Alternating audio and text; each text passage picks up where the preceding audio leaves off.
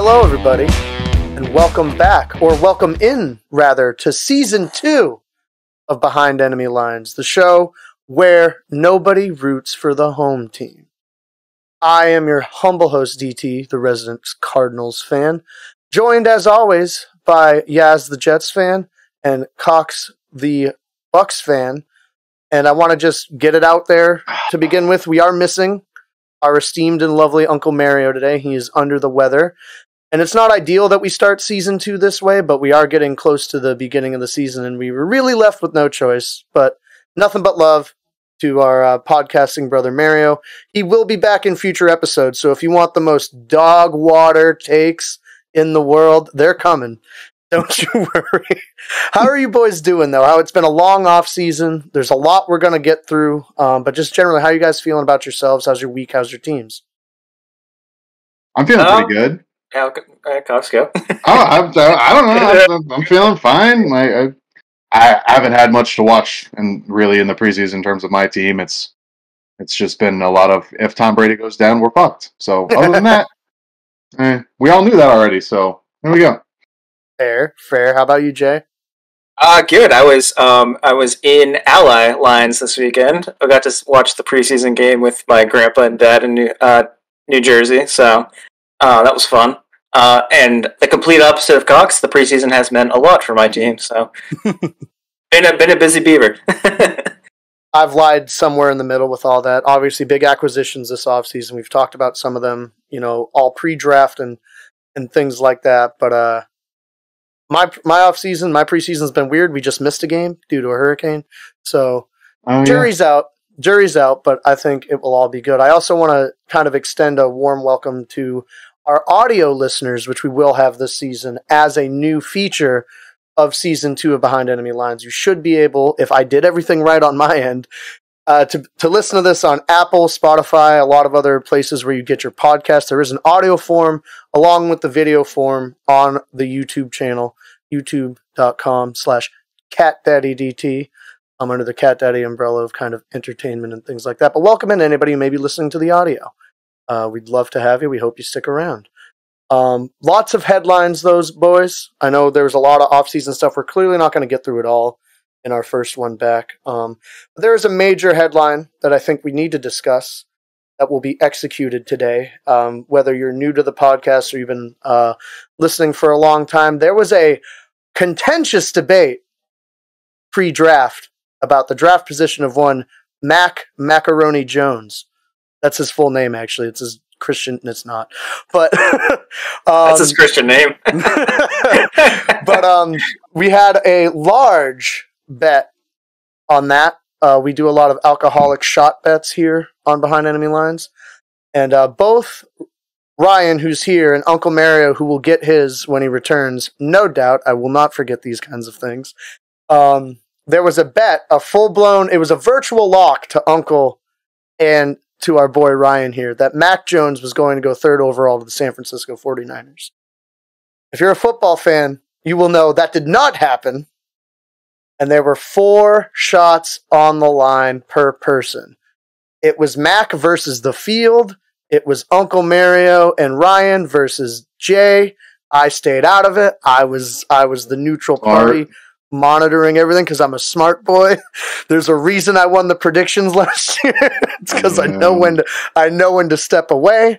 But as to not be cruel to Ryan, and this is probably not going to be as satisfying for our audio listeners because they won't be able to witness him taking the shots. But we've agreed that he will do 4 shots, but we're going to spread it out throughout the length of the podcast so that he doesn't die. But, well, if it's all the same to you, I would like to. I don't have a shot glass here in front of me, but I'm just going to take big old swigs of this delicious scotch, if that's okay. And I'd like to take it.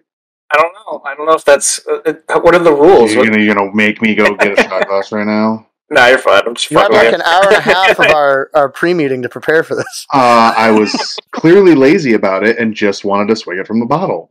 All right, so hang on. Let me see how much is in that bottle. Again, this is terrible for audio listeners. I apologize. Yeah. All right. For audio listeners, it's about a third of a bottle in there. Yeah, that's about a third. All right. If you got to be under that label by the end of the podcast, though, for that to count, I feel like that's about 4 shots, right?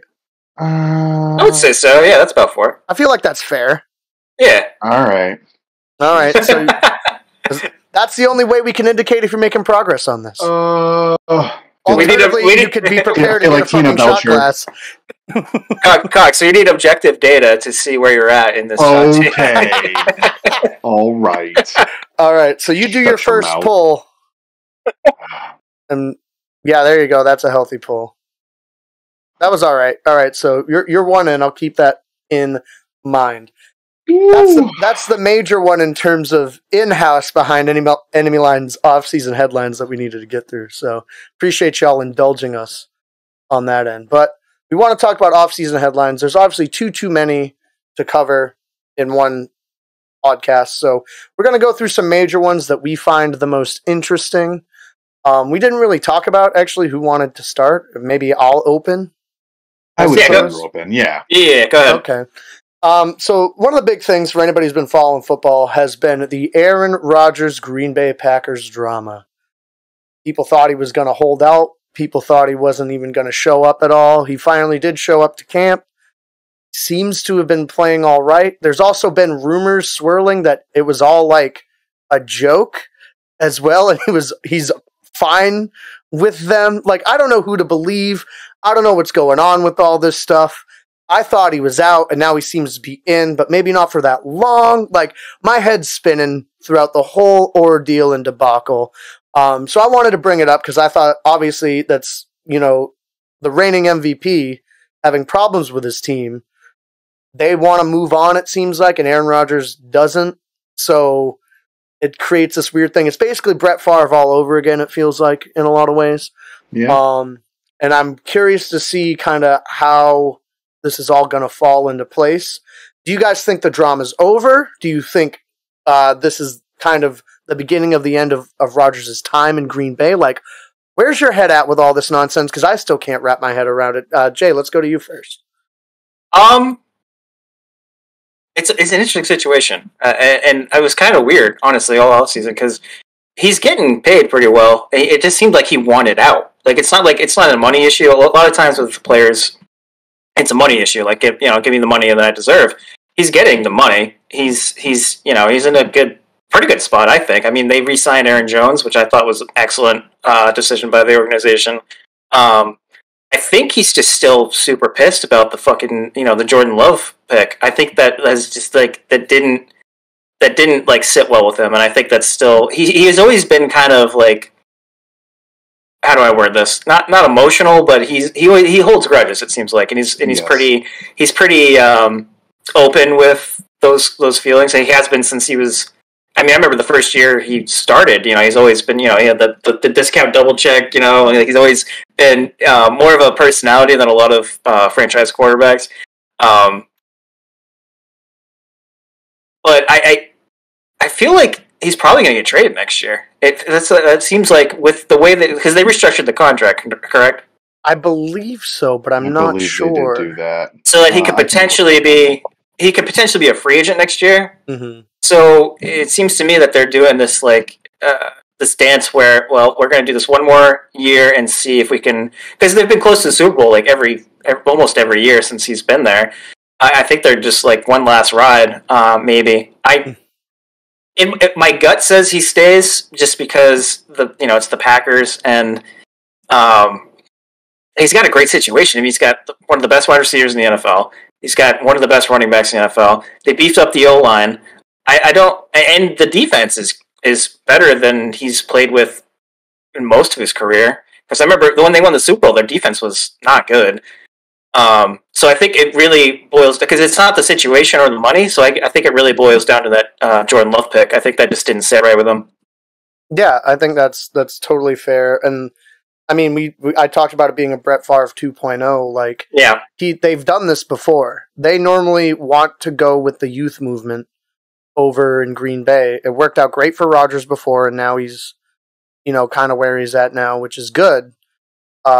He panned out. I think they want to see if Love will pan out. They always kind of go into the youth, so I'm not fully sure where it's going to shake out. Cox is our contract guy. I don't know if you have that pulled up yet. So as of right now, what I'm seeing is that the this is from July 29th. That the 2023 portion of the current deal has been voided. So give me a second and I'll look up further contract, like what his actual contract is. Yeah. But my thing is that he's pissed about the Love pick, but here's my question. Do you guys think it's more that they took a quarterback there, or that they didn't take like a wide receiver there, or get something that could actually help them? I don't think. See, in my mind, I don't think it's necessarily that they took a quarterback in the draft. I think it's that they used a first-round pick on a quarterback when they could have used a first-round pick to help the team in a different way. That's exactly what it is. Yeah. In my opinion. I think the answer is both. I think he's pissed that they didn't take another playmaker, and also that they went with quarterback. If they had gone, like defensive tackle, corner, something like that, I don't think he'd be as mad as he is right now. He'd probably still be annoyed because they never do supply him with weapons. You know what I mean? That's always been his big bugaboo. Yeah. Since he's been there. He's thrown to one first rounder or two first rounders in his 15-year career he's thrown a touchdown to. There's something unbelievable like that. It's something mind blowing.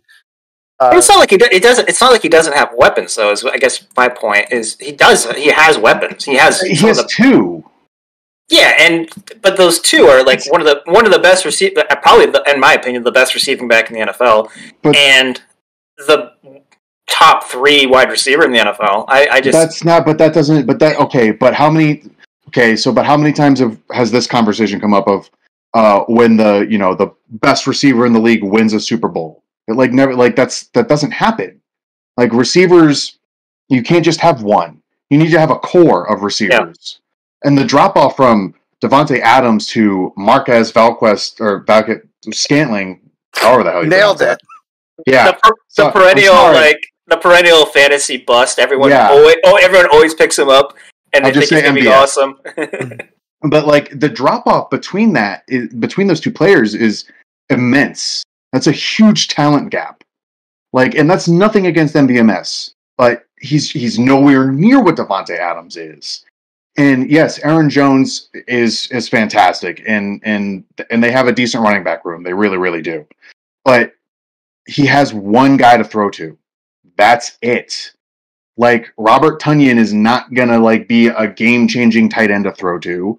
They don't have enough pass catchers to really scare a defense.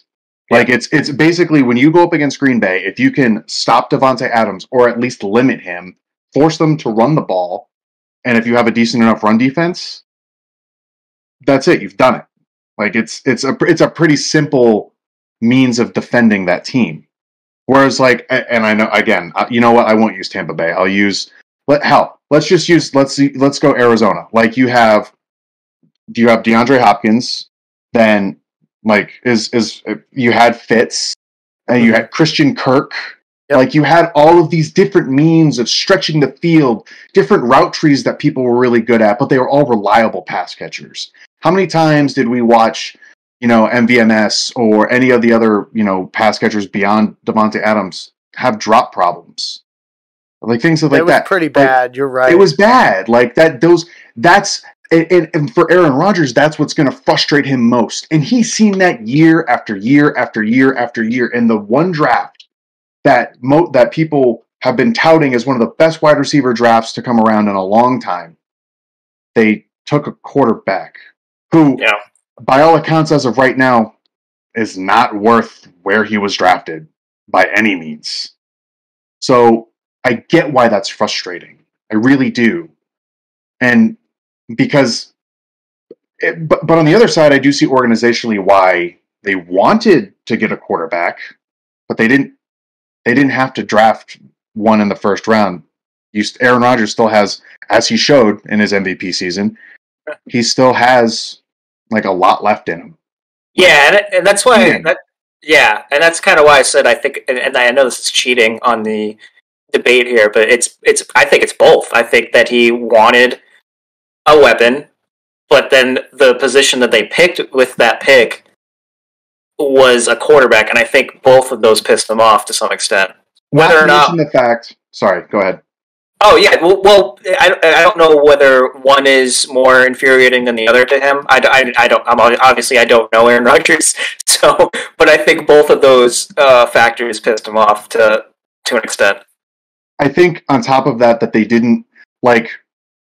A lot of times with your franchise quarterback, if you're going to take a quarterback at any point in the draft, you ask, like you give a quick phone call to said quarterback and be like, "Hey, we're drafting this guy here. Is that okay? Like, we're letting you know, like, that this is what we want to do. Do you have any like apprehension to that move? Like, what are your thoughts? Like, at least giving him a heads up, and two, asking his opinion. You know, making him feel valued. Like, none of that was done from what I've read and understood about this whole thing. None of that was done with Jordan Love, with the Jordan Love pick. He wasn't consulted. He wasn't asked. He found out as everyone else did during the draft, which again, that would piss me off. Like, I am your star quarterback. I don't mind you taking a quarterback. I get that. I'm like, I think he was 35 at the time, 35, 36. Something like that. I get it.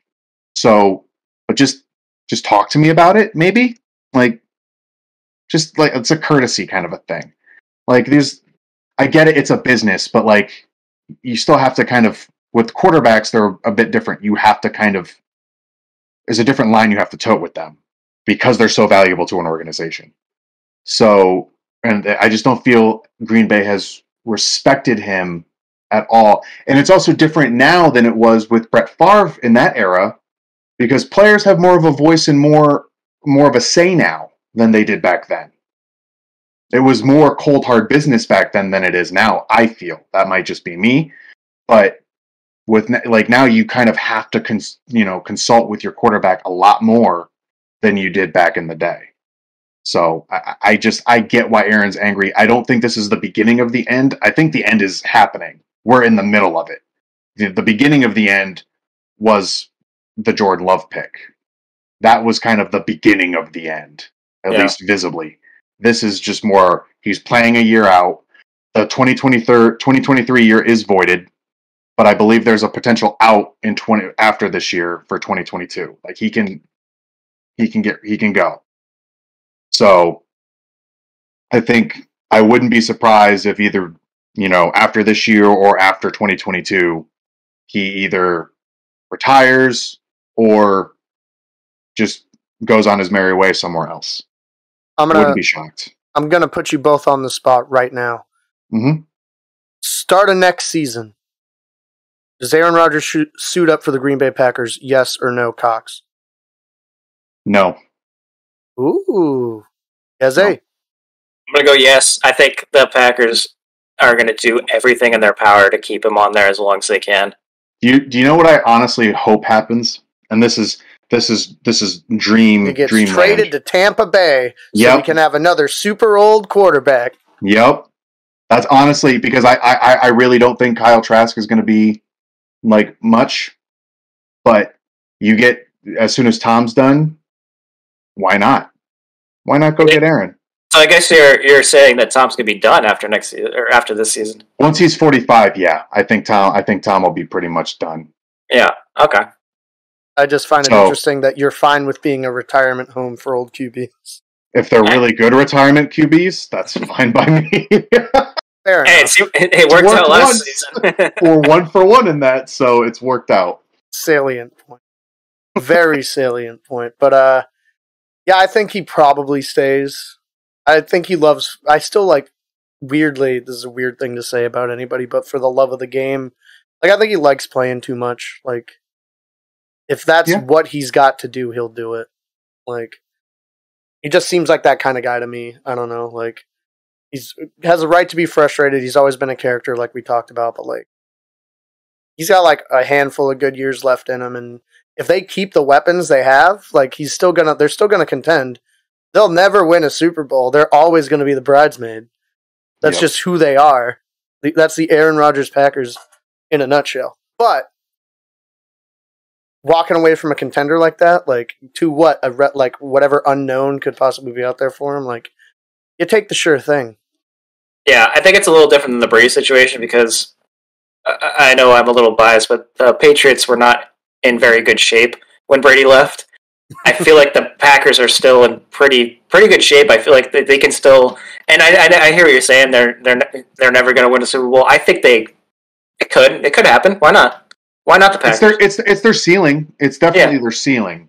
That's their ceiling. And you're right. That's not biased of you to say that the Patriots were in a different situation. The Patriots were going to be dog shit, so it makes sense for Brady to leave.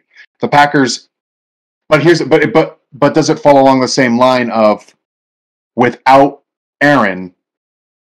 What are they? Are they a playoff team without Aaron? Like if you put Jordan Love in that offense, are they a playoff team still? No, I think the defense is good enough that they, excuse me, could contend for a wild card, but they're not going to be, NFC championship caliber team. It's just not. Yeah, no. It's not as much of like a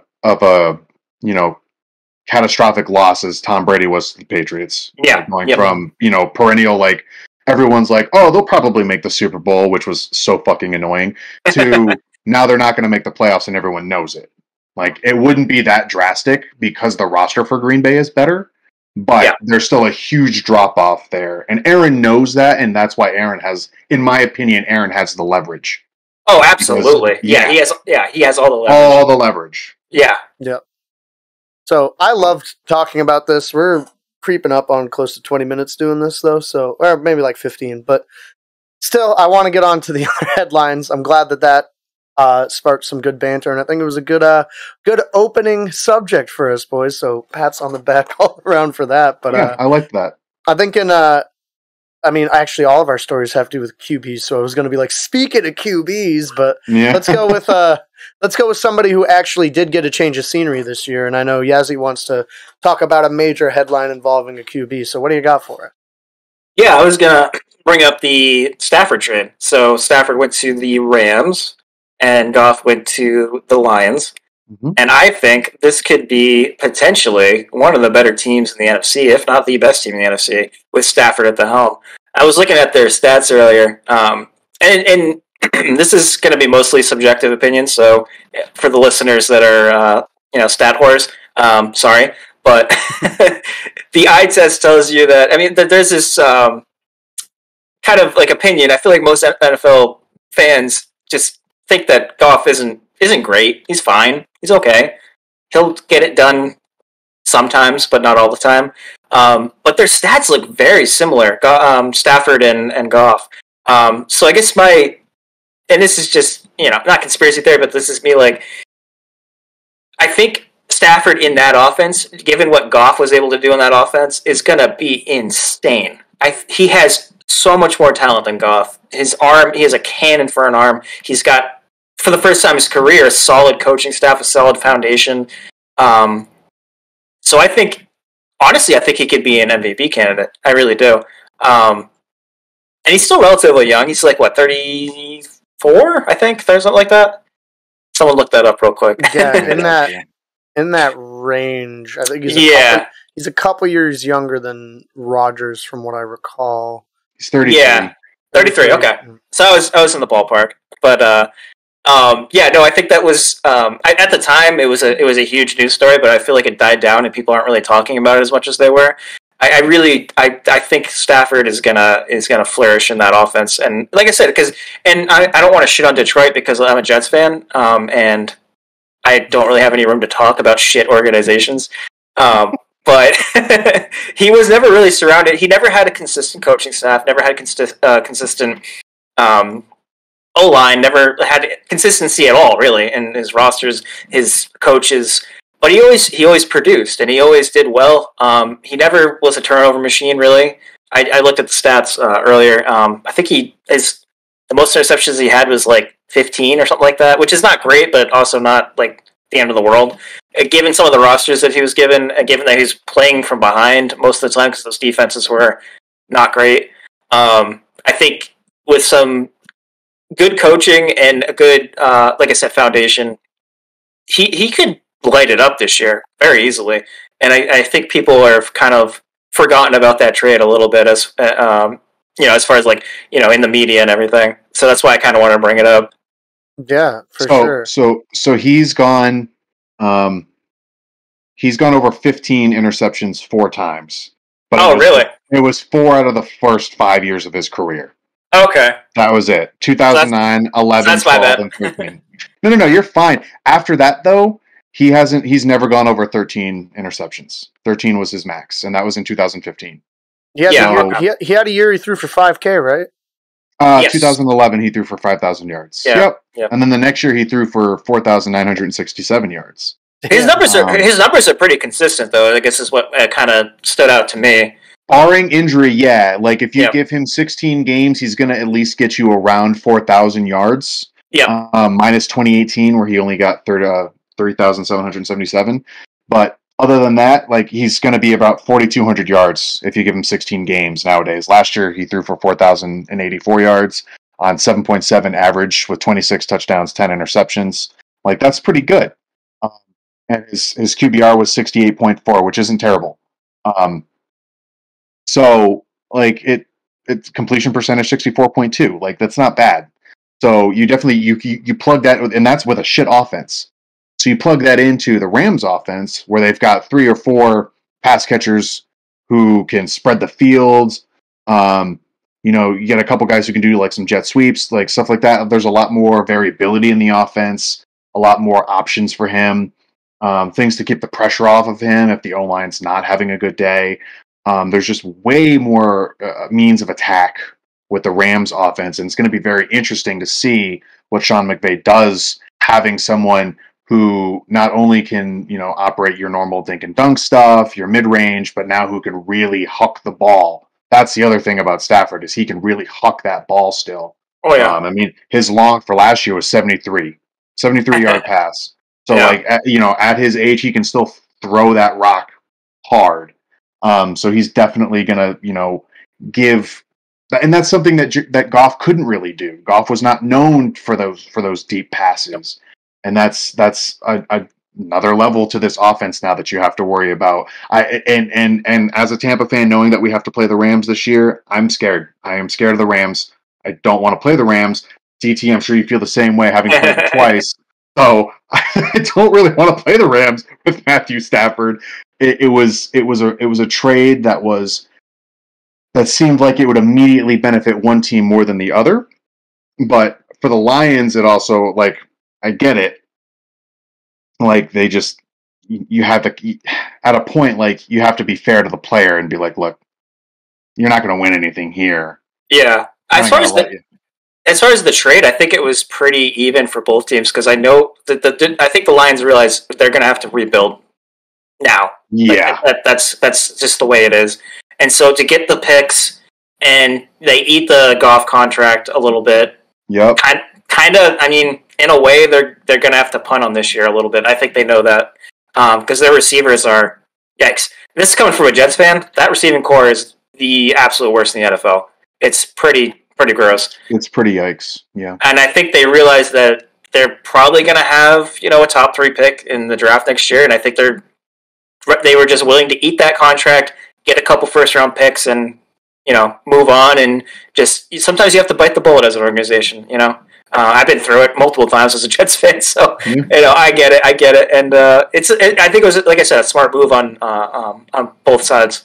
And if it's one of those things where if Goff ends up, kind of being able to just be a good, bridge and steady the ship for a while, then great. Then the trade worked out even better than you could have hoped. And I know the GM of the Lions now worked for the Rams previous, and he was part of the, he really liked Jared Goff, and that's why he wanted to bring him over to Detroit. And so, if that works out, great. Then both sides, it's a win-win, and everyone can move forward. And obviously, I think the Rams stand to gain more immediately. But we could be looking back at this trade in 5-10 years as something to where, we go, wow, what a great trade that was for Detroit, getting that pick, eating that contract, and see what, look at the quarterback they got, and where they go moving forward from there. But yeah, well, time will tell. That's the only thing, is we have to wait. That's usually how these trades go. You're not going to know for like 3-4 years how this actually shook out. Exactly. 100%. My view of all this is y'all were absolutely correct so far on everything you've said. I think it's I think it's a trade. I think it's a trade that benefits both sides, like you talked about, in the ways that you talked about. So I don't want to retread that old water and that old ground. What I want to talk about is from the guy who watches the most Rams games here. What this means for the LA Rams. NFC Championship is the LA Rams to lose at this point. From my perspective, Matt Stafford's always been a guy. You went over the stats, and that is, again, I mean, to be fair, in the middle there, he had Calvin Johnson, who was a generational talent. But that to the side, even, like, Matt Stafford's always been good. He's always been somebody I've really loved watching play. All these other things, I cannot praise Matt Stafford high enough. But what scares me about all of this is the way that Sean McVay operates in offense. For those of you who may not know or may have forgotten, Jared Goff did not know how to call plays when he came into the NFL. His system in college was they showed him a series of pictures, and that was like how he knew what play to run. He did not know how to call plays or how to run an offense. So Sean McVay, being the genius he is, inserted an offense that is QB for dummies. Yep. And I don't say that as a knock on Goff. He's definitely a talent. Obviously, I have my own opinions on his football IQ, considering he did know how to call plays as an NFL quarterback coming in, but that's besides the point. The case in point for all that is when Goff went down in that game against Arizona last year, and this fucking guy that I've never heard of in my life, and whose name escapes me right now, John, whoever the fuck he was, comes into the game and fucking starts tearing us to pieces. And it was just like, they were better. John Wolford. John Wolford. John Wolford. Former Jets preseason great. Comes in and fucking dices us on defense. Yeah. And to me, like, I knew kind of generally that, like, again, this sounds like I'm shitting on Goff, but it's not meant as me shitting on Goff. Sean McVay has created this idiot-proof offense. If John Wolford can dice up the fucking Arizona Cardinals in this offense, like, I shudder to think what Matt Stafford's going to do in this offense. I am shook. I am fully shook about this team. I am incredibly concerned. And I'm eager to see kind of what happens, even like if I get my shit pushed in. Like, I've always had a quiet respect and love for the Rams because that was also Kurt Warner's OG team. We all know how I feel about Kurt Warner. So for me, if anybody's going to win that's not Arizona, I'm pretty down with the Rams, even though they're semi-rivals. It's the Seahawks I don't like in that division. Fuck the Seahawks. Everybody else I'm kind of okay with. So the fact that they, I feel like, have leapfrogged everybody, not only in the division, but a lot of, like, potentially in that conference, depending on you know, everything that I think's going on. I think it's a big hit that, like, Akers went down for them in that offense. I think Henderson will still be good. Yeah. But they are very intriguing to me, and obviously I'm already somebody who keeps a close eye on the LA Rams. I am going to be glued to just get a sample of how that offense looks so I know what I'm getting into when I play them twice. Because, like, it could be like, I'm talking like potentially like Chiefs level of fucking nonsensory here when you got like a guy with an arm like Stafford, with an IQ like Stafford, and somebody who Detroit loves, in the sense that guy will game for you. I'll always watch that clip back in Detroit early on in his career where he separates his shoulder and then goes and throws the game-winning TD anyway. Like, Matt Stafford's going to ball for you no matter what. Yeah. And I think that might even, his leadership, it might introduce a whole culture change there about, I mean, they were already tough, they were already gritty, but like, they might be some dogs this year. And having somebody with a cannon of an arm throwing deep to Robert Woods, getting Kupp over the sticks, like, I'm fucking scared. Yeah. Like, I am shook. Yeah. I can just picture, you know, the simple plays of having, you know, like two wide receivers to the right, having it be, you know, Woods basically just running a post, and then you have Kupp running, you know, across the middle of the field, and then just say, oh, you know what, we'll also have Tyler Higbee run like a short little crossing route from the tight end position, and just like, What are you going to do? Who are you going to cover? Have fun with this. And then, also, they have Deshaun Jackson, who, if he stays healthy, can also be on the other side of the field running deep. Like, what are you going to do? Like, there's just, you're right. There's so much in this offense that they can do. The only thing that does, worry me going forward long term with them is being able to run the football. Not having Cam Akers, that does really hurt. Though now they, with the addition of Sony Michel, like, they'll still be able to run two running backs kind of, in tandem. I don't think you can rely on Sony Michel for like 70% of your carries, but it's, put it to you this way, I expect this team to be in the NFC title game. I expect them to be there 100%. And to your point, just real fast about the running game, it's not like Matt Stafford hasn't had shit running games in his past. Like, that's totally fair. That's the least of his problems. And actually, with somebody who has a mind like Stafford, I'm also kind of eager to see if and in what way McVay throws in like spicy Stafford plays from years past to showcase what he can do. It doesn't have to be offense for dummies anymore. So there might be certain packages and certain things where they're like, this is the Matt Stafford show. Fucking get it out there. Well, yeah, they can absolutely open up the playbook. And then it was like my main point to start is that the difference in coaching from Detroit to now McVay for Stafford is it's here to fucking here, dude. It's insane. It's gonna be, like you said, it's gonna be the Stafford show, and they can kind of. And as you were saying, the football for dummies playbook, they can throw that out the fucking window. Like, Stafford can do it all, and they can kind of open the playbook up a little more. Yeah. Well, that's I remember. Sorry, go ahead. I was just going to say, but what I love about the way McVay runs his offense is it has such a high floor. Like that was the floor in a lot of ways of that offense. So he's so brilliant in that way that, like, you saw easy mode. We're about to go to fucking Dark Souls. Yeah. I love the reference.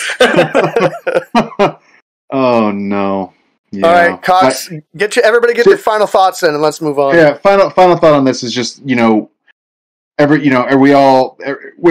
McVay got hired and, everyone was, he's a quarterback guy, we were all judging him on on how he was with quarterbacks, and we all thought, that Super Bowl run with Goff and Gurley and everything, and wow, what a team. And then like you said, we found out that Goff couldn't call plays. And we're I knew that coming out of college. He took that son of a bitch to a Super Bowl. Almost won Super Bowl. Almost won it. Jesus Christ. Now he has someone who can throw for 4,200 yards consistently. Have Look fun. The fuck out. NFL, have fun. With the extra game, I'll put this down. Like, I don't know if I'm at shock take levels, but a dark horse take for the year. Stafford will go over 5K again. Okay, hold on. Let me put this to you then for a shot take. So Stafford right now for his career is at 45,109 yards. This year, does he crack 50,000? Yes, absolutely. Yeah. Yep. Mm-hmm. Shot takes on that? Yep. Yes. Both of you. Yep. All right. There we go. Okay. Pending injury. Yeah. If he gets hurt, obviously. Yeah. Full 16 games. Yeah. I'm sorry. Full 17 games. If he plays the full 17, I think he cracks it. If he gets injured, then obviously not. Might do it in 16. Could do it in 16. He could. We'll see. Absolutely. Could do it in 15 with that fucking offense. I don't know. It's possible. Yeah. God damn. Possible. Any final thoughts from Jay on this? No, I think we pretty much covered everything on that. Fuck yeah, we did. I feel good about that. It feels good to fucking talk with you guys about this stuff again. I hope y'all are enjoying the new season so far. We're having a blast. To wrap up our off-season headlines, we're sticking with QBs, but we're going in a different direction here with Coxie. So what we're going to do is, we're going to have you do your second shot of your 4-shot shock takes, and then I'll lead you into your subject for the day. Good sir. I'm so angry with the 49ers right now. God, I hope they lose. I hope they lose a lot. I do too. I'm glad we're on the same page there. I was gonna say, I feel like DT probably agrees with you on that one. Is that okay? You gotta get below the label before the end of the That's podcast, not gonna happen. We agreed upon this.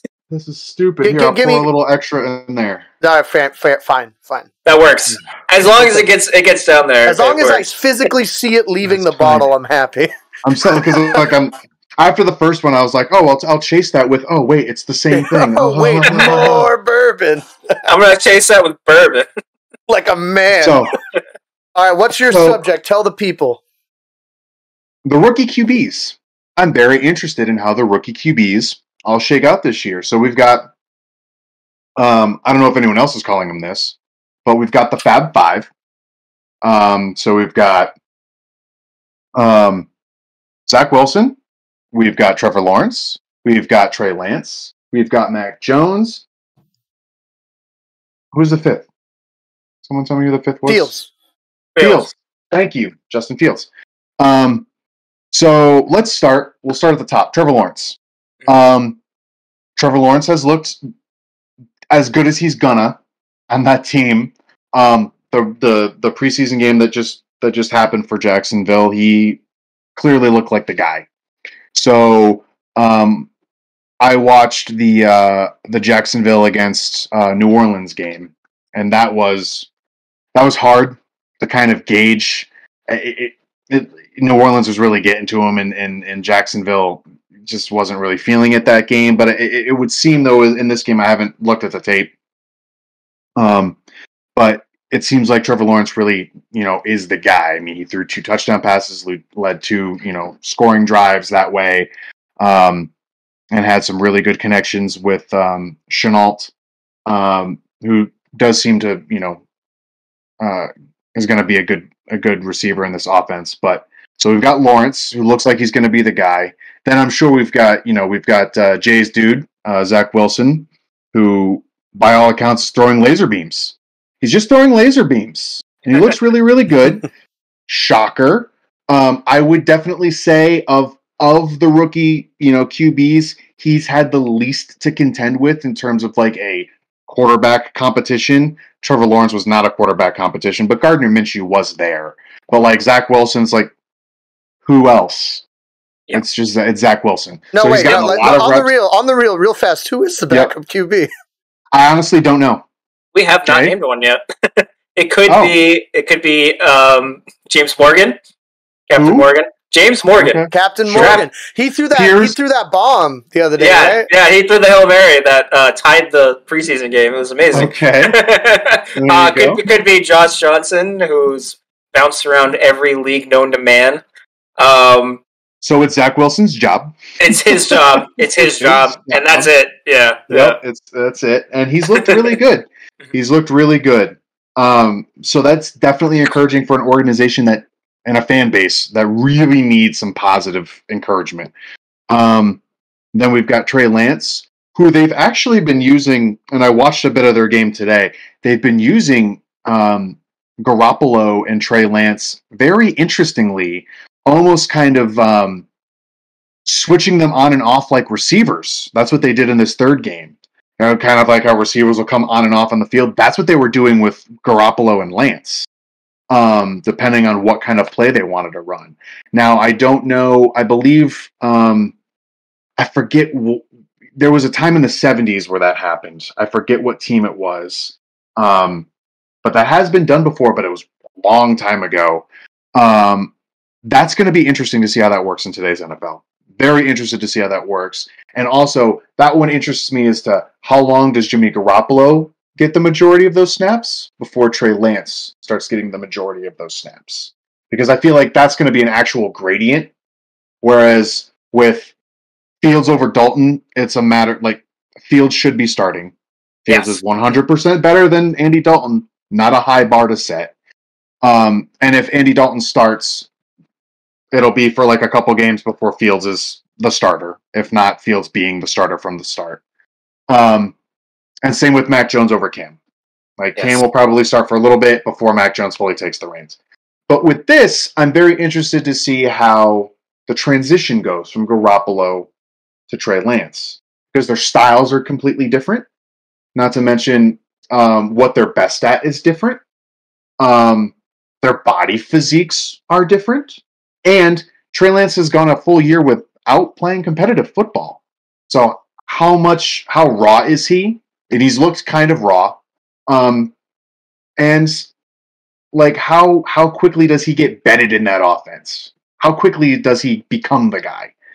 And then like I just said, Justin Fields is what they wanted. Justin Fields is what they traded up to get.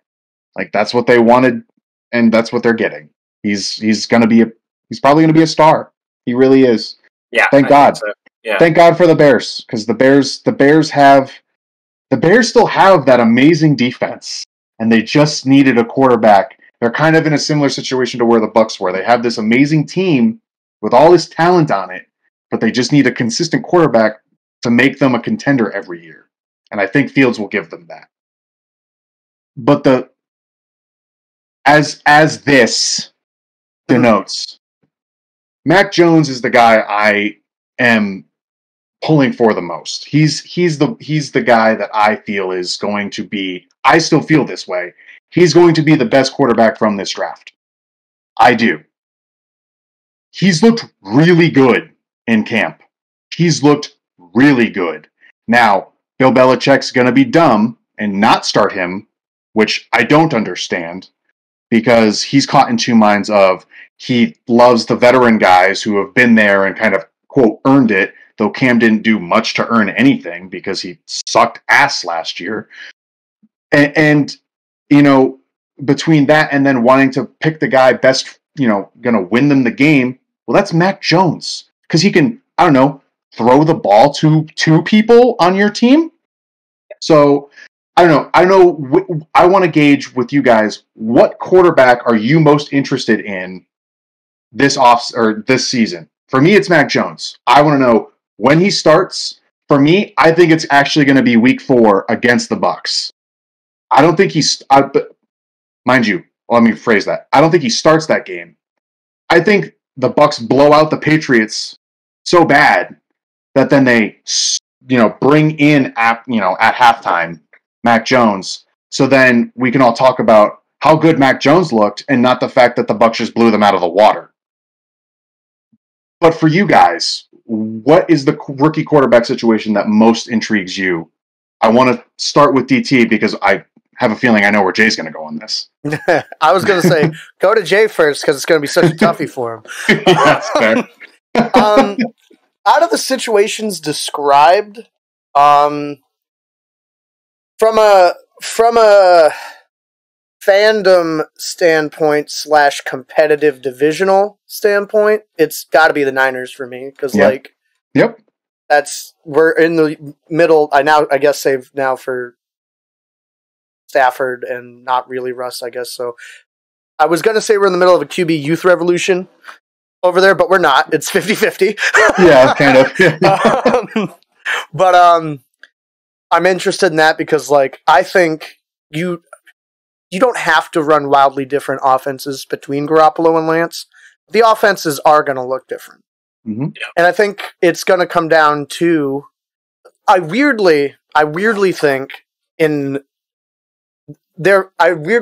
the Niners situation and the Bears situations run parallel, but not in an actual similar way, but in the fact that the incumbent QB, there is a route in which they get usurped.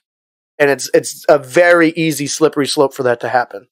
I think for both of those teams, because I'm also interested in that situation, and I want to shout out the Bears situation. So I'm going to kind of do a dual timeline, if you will. I like it. On how this is going to work. But for both of those QBs, teams, organizations, situations, whatever way you want to frame it, it's going to be largely indicative on if the incumbent is winning games. Niners got no excuse anymore. Debo's back, Ayuk's back, Mostert's back. They're back in full force. And just like what I believe is happening in Chicago. They're going to go with the incumbent to start because you dance with who brought you. If you're not in full rebuild mode, you dance with who brought you. And so they're going to see what Jimmy G has. They're going to see what Andy Dalton has, because Andy Dalton will not win you football games, but he also will definitely not lose you football games. Yep. And that has been the Bears' problem since Jim McMahon, and even he could have lost you football games if it wasn't for the 46 defense. So for both of those organizations, it's going to be, is the incumbent winning you the games? And if either of them goes in a slide, either of those teams start 1-3, 0-4, the Rooks are coming in. Oh yeah, for sure. The Rooks are coming in, and I think both of those offenses transform as a result, because the QB1s in those situations are so wildly different. You can move a lot more with Lance and with Fields. The gap is more between Dalton and Fields in terms of mobility than it is Jimmy and Trey Lance, but there's still a gap. And I think that changes the complexion of the offense. And if they go on a slide, I think that it's going to be like classic what people have been doing for rookies the last handful of years. Like, team starts to slide, see what you got. The thing is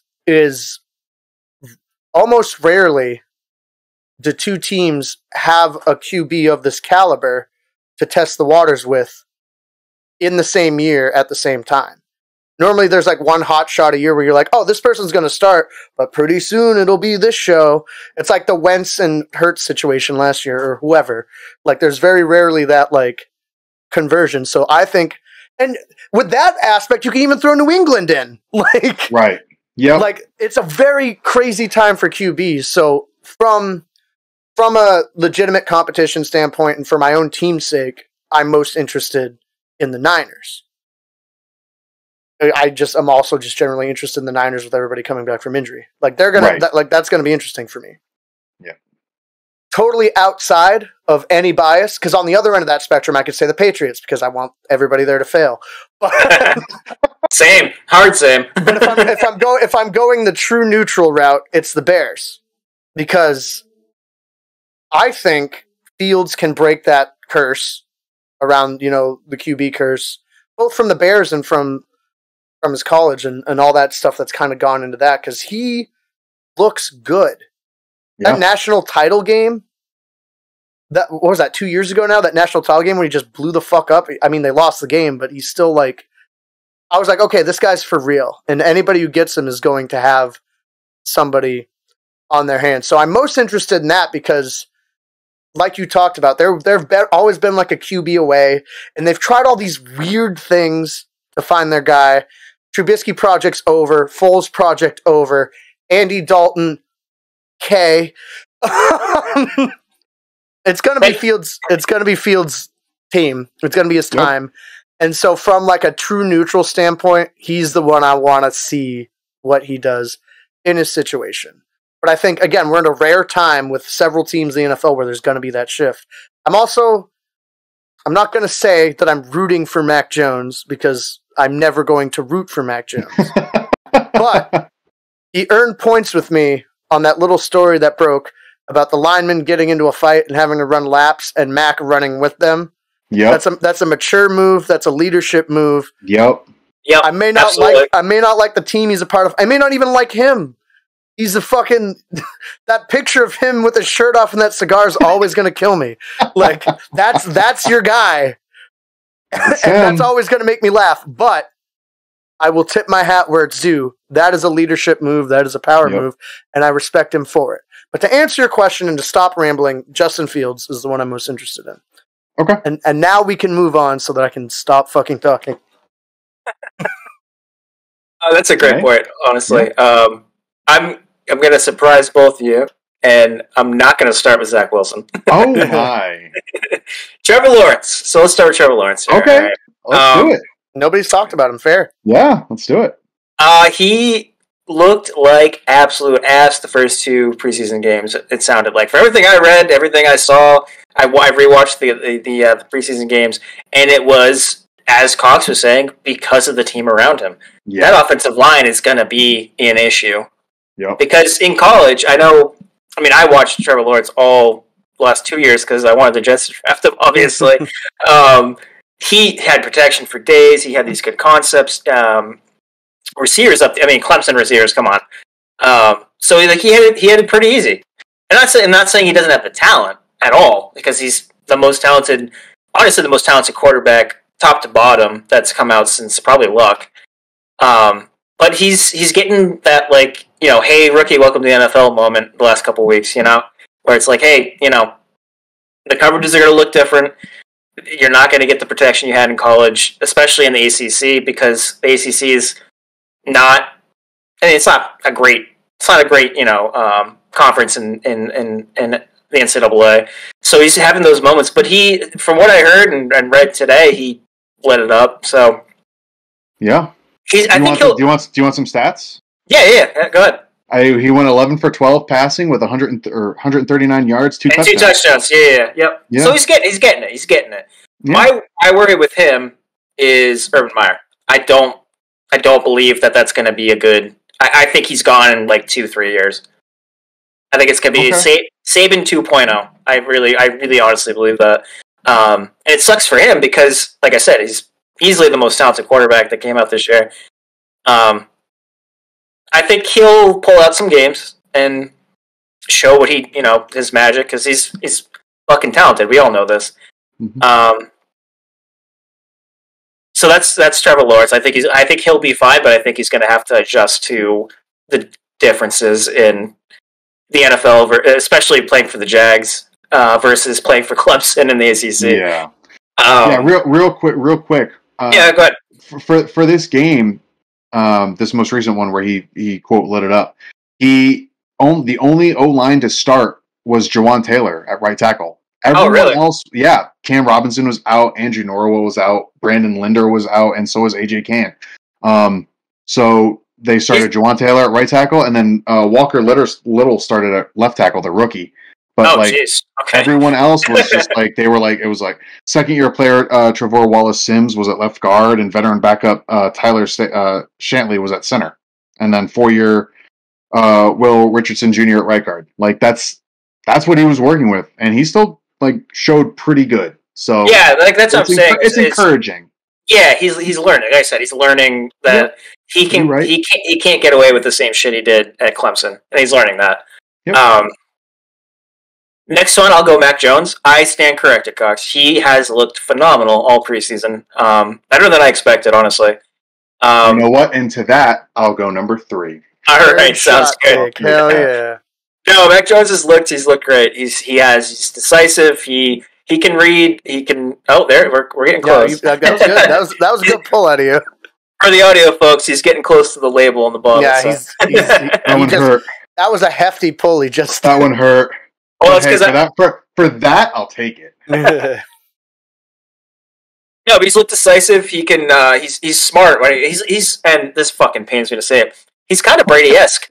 That he's smart in the way that he throws it. He doesn't have a cannon, but he's smart in the way that he throws the ball. Like he knows where the receiver is going to be, but not only where the receiver is going to be, but he can read where the corner or the safety is and get it to where just that receiver is going to be able to catch it.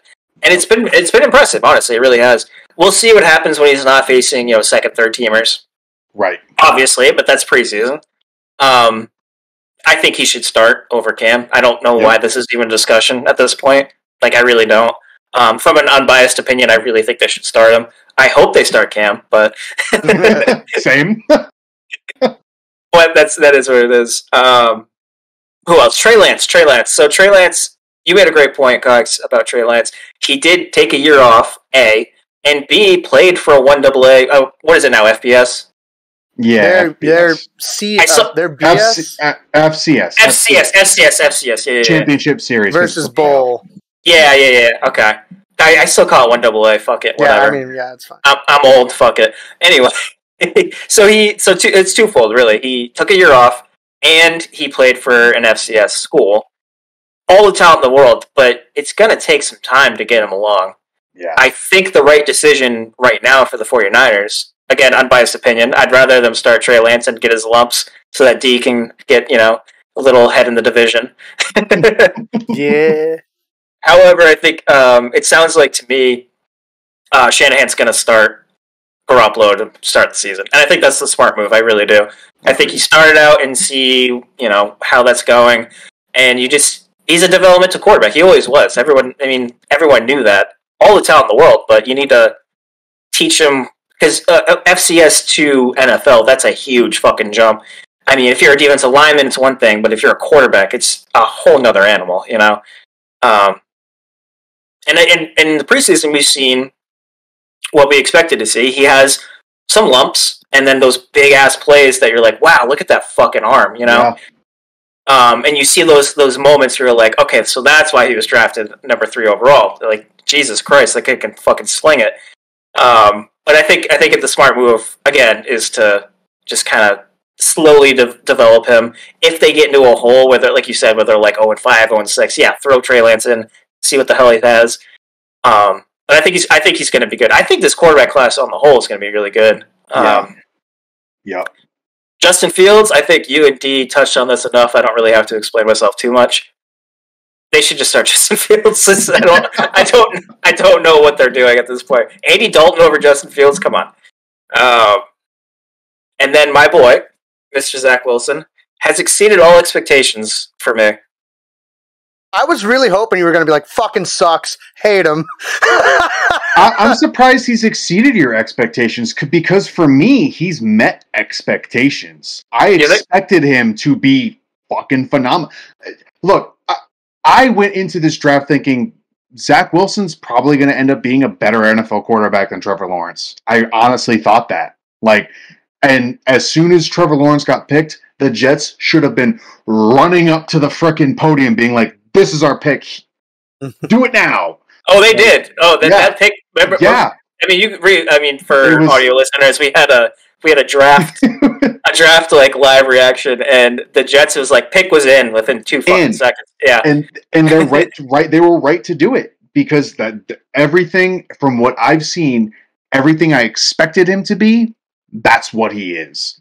So, and maybe that's just you were kind of like keeping your expectations low to not be disappointed as you often are with your fan base. Yeah, that's exactly what happened. Yeah, but I was expecting him to light it up, and he's definitely lighting it up. They're going to be.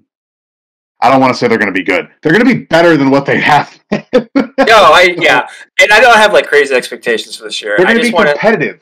Yeah, exactly. That's the word I'll use. Yeah, and I completely agree. It's just, and so this is the last quarterback I'm talking about, obviously, and I wanted to say it for the end. The zip on that ball is just different. It's just different. It has nothing to do with statistics or PFF, whatever stats. You just watch him throw the ball. It just looks different. Mm-hmm. Yeah, they're laser beams, and it's right where and it's kind of it's a little different. Mac Jones is more. I don't want to say more intelligent, but he's more decisive in his throws. Whereas Zach Wilson's fuck it, I can get it in there, and he does. Yeah, you know what I mean. It's the eye test thing. I want to harken back. The only one who's going to know about this is Yazzie, but Yazzie and I were on a trip to Canada, and we were watching NFL football Sunday, and it was a Cowboys game early on in Dak Prescott's career. It was his first start, I think. It might have been his first. It was something. We were watching the game just in the hotel room, and we just were watching this guy, and he passed the eye test. He was making great decisions, putting the ball right where it needed to be, and we were both like, damn, this guy went in the 3rd round? This guy's good. Yeah. I'll never forget that moment, because we were both like, damn, is this guy for real? This is... Well, it was kind of the same reaction that I'm having with Zach Wilson. I remember to that story, DT and I were eating some fucking buffalo wings in a hotel in Canada, and I was like, dude, look at the fucking, it was the same thing. Look at the zip on that ball. It just looks different. It looks different than what you usually see. He just fucking gets it there. You know what I mean? Mm-hmm. See, it's interesting you guys have that story, because for me, when I first watched Dak Prescott, I was like, wow, they got this guy in the 3rd round. Jerry Jones didn't fuck this up. Wow, good for them. Good for them. Yeah. Well, it's because Dak Prescott was a complete, everyone was like, Dak Prescott? Who the fuck is Dak Prescott? Yeah, I thought the same thing. Yeah, and so yeah, that's my whole spiel on Zach Wilson. Is I'm cautiously optimistic, and the ball. I mean, the kid can sling it. Yeah, We'll and have, I'll say this to what you said. He definitely has more of a I'll call it a fuck you energy, as in a I'm gonna fucking get it in there whether you like it or not. watch me. Yeah, watch me fucking do it. Whereas Mac Jones he'll like and when Zach Wilson does it, he'll always put it right here. Like he'll get it to you right there. Yep. Jones will definitely make more of a conscious decision of, okay, well, I can't put it here, but I can put it here, and that's the only place where they're going to get it. Yeah, and the difference is... Oh, go ahead. No, go. Well, I think the difference is that Mac Jones and Zach Wilson, they know their arm. So, like, Zach Wilson knows he can get in there, and Mac Jones knows he can't, but he's smart enough to realize where he can put it to make the best, like, statistical opportunity for the wide receiver to catch it. Whereas Zach Jones is like, I can get it in there, and I'm going to try to get it in there. He was like, I can throw this ball hard enough that I'm faster than your arms. While Mac Jones is like, I'm going to be intelligent. And that's why I thought Mac Jones coming out was the most NFL ready because of that and that intelligence right out the gate. Well, it seems like maybe Zach Wilson. No, don't get me wrong. Yeah. Don't get me wrong. Zach Wilson is 100% NFL ready. He's 100% NFL ready. But like, just based off of what you saw in college, there was more of that intelligence decision making that Mac Jones had that made me less scared of Mac Jones as opposed to the fuck you energy of Zach Wilson. Yeah, because Jameis Winston had fuck you energy of I'm just gonna fucking throw it, and that gets you 30 touchdowns, 30 interceptions. But I think it's gonna benefit Zach that he has a competent coaching staff early on. Yeah, because 100%. He's got a good OC. I mean, Salah's been fucking awesome, and I think it's gonna be like, all right, you can't get away with that, so let's try this kind of thing. You know what I mean? 3 years. I'm very interested in the next 3 years of the Jets. That's what I want to see, because in 3 years, if in 3 years' time you're not competing for divisions at that point, then it's an abject failure.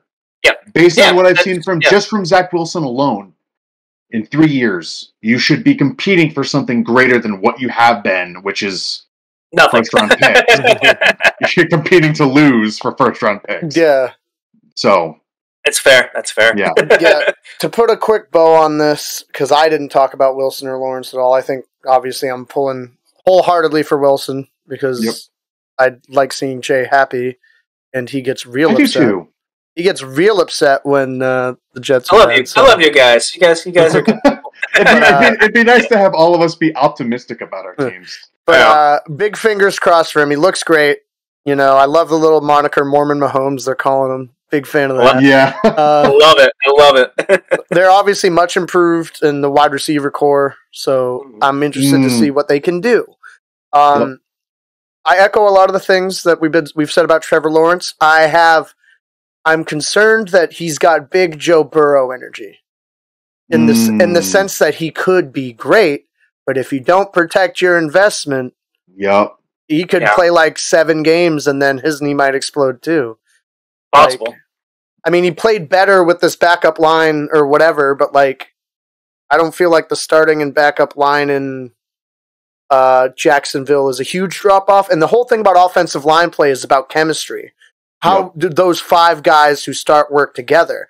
And if they're not getting the reps in, like in preseason or wherever, how is that going to pan out?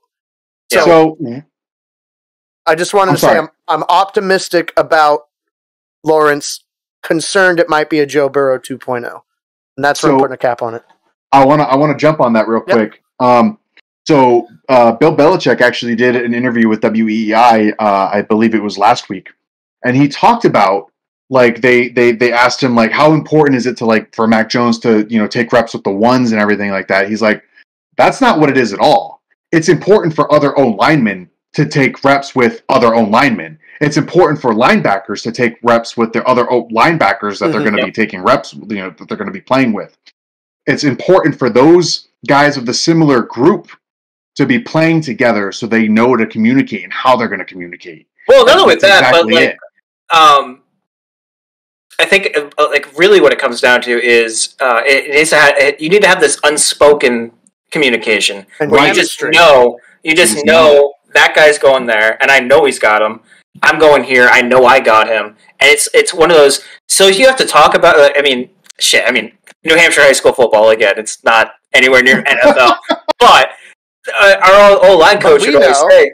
But our O-line coach would always say, you know, it's this unspoken. You have to just trust each other to do and know what everyone's doing. And if you have some random guy in there, there's a degree of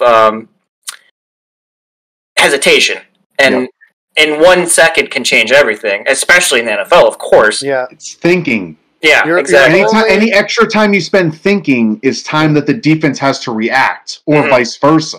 Yeah, exactly. You're only as good as the guy next to you. I remember Exactly. that. I remember that one a lot. As somebody who had several cups of coffee with the O lineman, myself back in the day, and we can attest to chemistry being a huge factor. We won the JV game with the 130-pound guy at center because I brought the energy. I brought the vibes. We all knew what we were doing.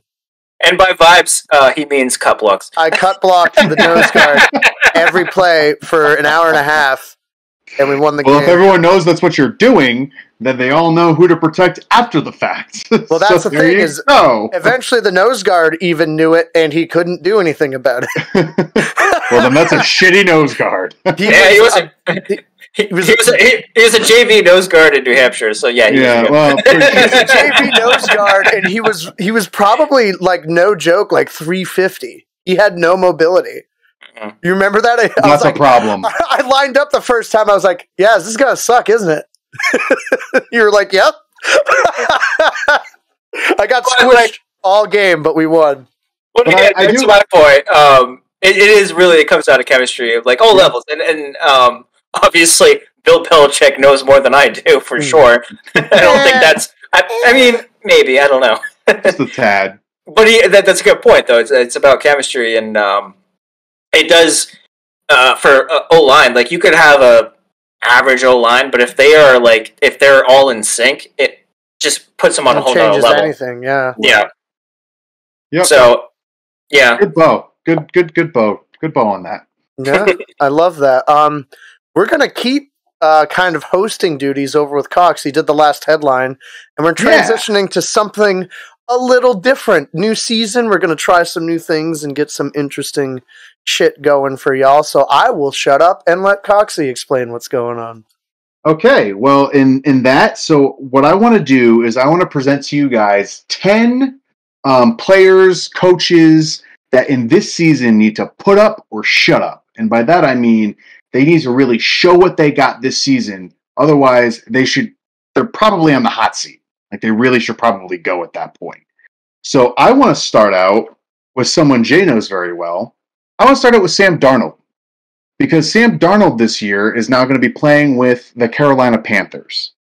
And they, with the Jets organization, we all know previous Jets organizations were kind of a cancer. I'm sorry, Jay, but that's what they were. Way to mince words, homie. I'm sorry. That's what they were. He's not wrong. Not wrong. But now with Sam Darnold I'll accept it. He's having Christian McCaffrey, Robbie Anderson, who he should know pretty well, and Terrence Marshall, David Moore, DJ Moore, like much Dan more Arnold, weapons. the God. Dan Arnold, that's right. Much more offensive weapons than he had before, and by all accounts, a better offensive line and a better coaching staff. No. That offensive line is worse. I think they're ranked 32nd. Are they? Okay. All right. They're literally ranked worse by every metric. Then fine. That's fine. But by all accounts, better weapons than what Sam Darnold had with the Jets. Yes. Yeah. Okay. Yeah. So with that, I'll take Frank Gore over CMC. Honestly, Where is Bell? So, do you guys think this year Sam Darnold puts up or he shuts up? What do you think? Like this? Okay. So the put up or shut up. So am I predicting that he's going to suck or be good? Yeah, That's basically put up means he's going to do well. Shut up means he's going to suck and he might not. I'm gonna go. I'm gonna go. Shut up. okay. Explain, please. The offensive line's Explanation. the offensive line's terrible. I know I have been a huge. He's a nice guy, and he seemed. It's just the turnovers, man. The turnovers, and that has harked back since he was when he was at USC. I'm gonna go. Shut up. Okay. Okay. I'm very interested because yes, his offensive line is still bad, but now he has a better outlet in terms of Christian McCaffrey. As to when he's under pressure, he can just dump it. Much better dump valve for Christian McCaffrey and to Arnold. The teams are going to plan for that, though. All right, DT. I'm going to be more optimistic here, and I'm going to say put up. I don't know if well is the word I want to use with how he's going to play, but I don't think he'll be so abysmal that he won't be the incumbent next year. Okay. Because again, CMC as a dump valve, I think is huge. He has chemistry with Robbie Anderson already, and I think by all accounts he had his best years throwing deep to Robbie. Some of the best plays of Darnold's career is him going like 90 yards to Anderson. Like we've seen it. I think that's a positive. I think DJ Moore is a threat as well. And I want him to do well for at least one game in which I've been joking about it on the podcast for years, and it could legitimately happen. I want Sam Darnold to Dan Arnold for a touchdown. That's all I want. It'll happen. It will happen. It will happen. I want it so bad. I will take $1 million. I won't take $1 million. I will take a shot when that happens. I'll take 1 million shots. I won't do that. But I'm so excited for that. I want to be optimistic about Sam, and so I'm going to go put up. Okay, so I want to see if you can give me a quick prediction. So he's only gone over 3,000 yards once, and that was 2019, and he went over only by 24 yards. Mm. Do you think he'll go over 3,000 yards, and do you think he'll finally get over the 20 touchdown hump? I think both, yes. Both, yes? Okay. I'm going to agree. Yeah. All right, interesting. All right, so next on my list, I have Zach Taylor, the Cincinnati Bengals head coach. I think considering, Joe Burrow's back, he has, a full complement of, receiving weapons. His, Joe Mixon's healthy. This offense is now ready. But I think he has to put up or shut up in the fact that is he the right guy to mold this team into a quote unquote playoff contender? Put up or shut up. What do you guys think? Hey, I went first last time, so go ahead. Fair. God damn. This is a tough one. This was a good one out of you. I am going to go. Oh, I'm literally a coin flip. This is what I wanted. I'm gonna go. Here's what I have it. I have it all figured out. I'm gonna go. Okay. Shut up. I'm gonna go. Shut up. I don't think Zach Taylor's a long-term solution. I want them to be good, not great. I want a new regime to get in there and take a fucking offensive lineman with your high draft pick next year. That's what they should do. They have the weapons now. You still got Burrow for a few years. I don't want Burrow to get hurt at all. I want them to do fine. That's the thing, is I want them to do better, but not so well that Zach Taylor keeps the job. Right. So I'm going to say shut up because I don't want him to stay, but I also don't think the team's going to be all that bad. They're in a tough division. It's a weird division, so they'll probably still finish last. But I think they'll be better, and I hope that they're at least a little bit better, but I just hope it's not good enough for Zach Taylor because they need offensive line help. And, I mean, if the system he runs ends up being gangbusters and Jamar Chase clearly looks like a pick, then dope. But they need protection. So I'm going to go shut up just based off that move. It's a huge gamble. I still think offensive line is too important. So I think they'll be better, but slightly not good enough for him to, he'll probably be in the hot seat after this year. That's fair. Jay? I'm also going to go shut up for the same exact reason. That offensive line is not good. You just lost your first overall pick to a very bad knee injury last year, and then you don't take an offensive lineman. Yeah, Penei Sewell was there. Penei Sewell is one of the best prospects since probably Quentin Nelson, right? Probably, yeah. So, yeah, I that list of, and this is obviously I have a little bit of bias because I played offensive line back in the day. That left a bad taste in my mouth. I'm like, how do you not protect your quarterback with one of the best tackles in the last 5 drafts? If I may co-opt a SpongeBob quote here for this situation between Joe Burrow and Zach Taylor, the boy cries you a sweater of tears, and you kill him. And you kill him. I love that. Yeah, so I'm gonna go shut up just for the fact that the offensive line's still garbage, and he might. And here's the thing: Joe Burrow is probably gonna be a little skittish. I feel like probably. I mean, anyone would. Totally. So that's shut up. Okay. All right. So the next on the list, Odell Beckham Jr. for the Cleveland Browns. Put up or shut up. This man has not put up more than 10 touchdowns since his 2016 season with the Giants, and has not had more than 1,100 yards receiving since his 2016 year with the Giants. I feel like this year he needs to either put up or shut up with the Cleveland Browns. What do you guys think? Jay, we'll start with you. I'm hot take. I'm gonna go put up. I think he has a bounce back year. Yeah. I think the Browns are clicking on all cylinders. Starting last year, I think confidence is high, and as long as Odell is healthy, I think he could have a pretty good year. Okay, DT. You picked good ones. I'm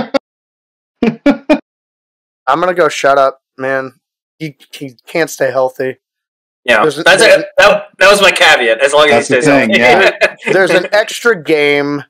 It's an extra opportunity for him to fuck something up in his hammy or his leg or whatever the fuck it's going to be this year. They've also largely proven they don't need him. Yes. Like, there are a lot of mouths to feed. Nick Chubb's going to get, 20 touches a game. Kareem Hunt's going to get a bunch of touches. Jarvis Landry's old reliable. They just signed Austin Hooper to a massive contract as a tight end, so he's going to get his. There's too many mouths to feed. He hasn't proven enough. Like, he's rapidly approaching 30 as a guy who clearly has injury problems, especially in his legs. Like, and I'll even, Mario will hate this probably. You were never really that good to begin with. Ooh. Okay, that's awesome. Guy makes 2 one-handed catches, and everybody thinks he's the greatest thing since Calvin Johnson. Yep. It's a what have you done for me lately league, and what he's done for me lately is disappoint. Yeah, that's fair. He's gonna shut up. I'm done with Beckham. Okay. All right. Interesting. All right, so the next guy on my list, Mike McCarthy, head coach of the Dallas Cowboys. Oh, Dak's back healthy. By all accounts, he's not going to be limited week 1. Put up or shut up. The defense was pretty bad last year. Really, really bad. Do we think, though, that the offense can take another step now that Dak's healthy and keep Mike McCarthy in the job? DT, let's start with you.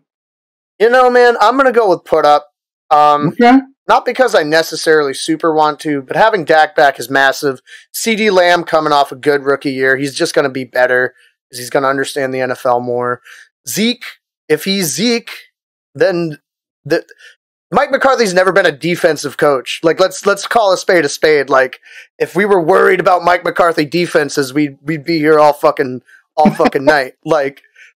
Yeah, Mike McCarthy and suspect defenses, name a more iconic duo. That's not my concern. The man does offense, and he does it very well.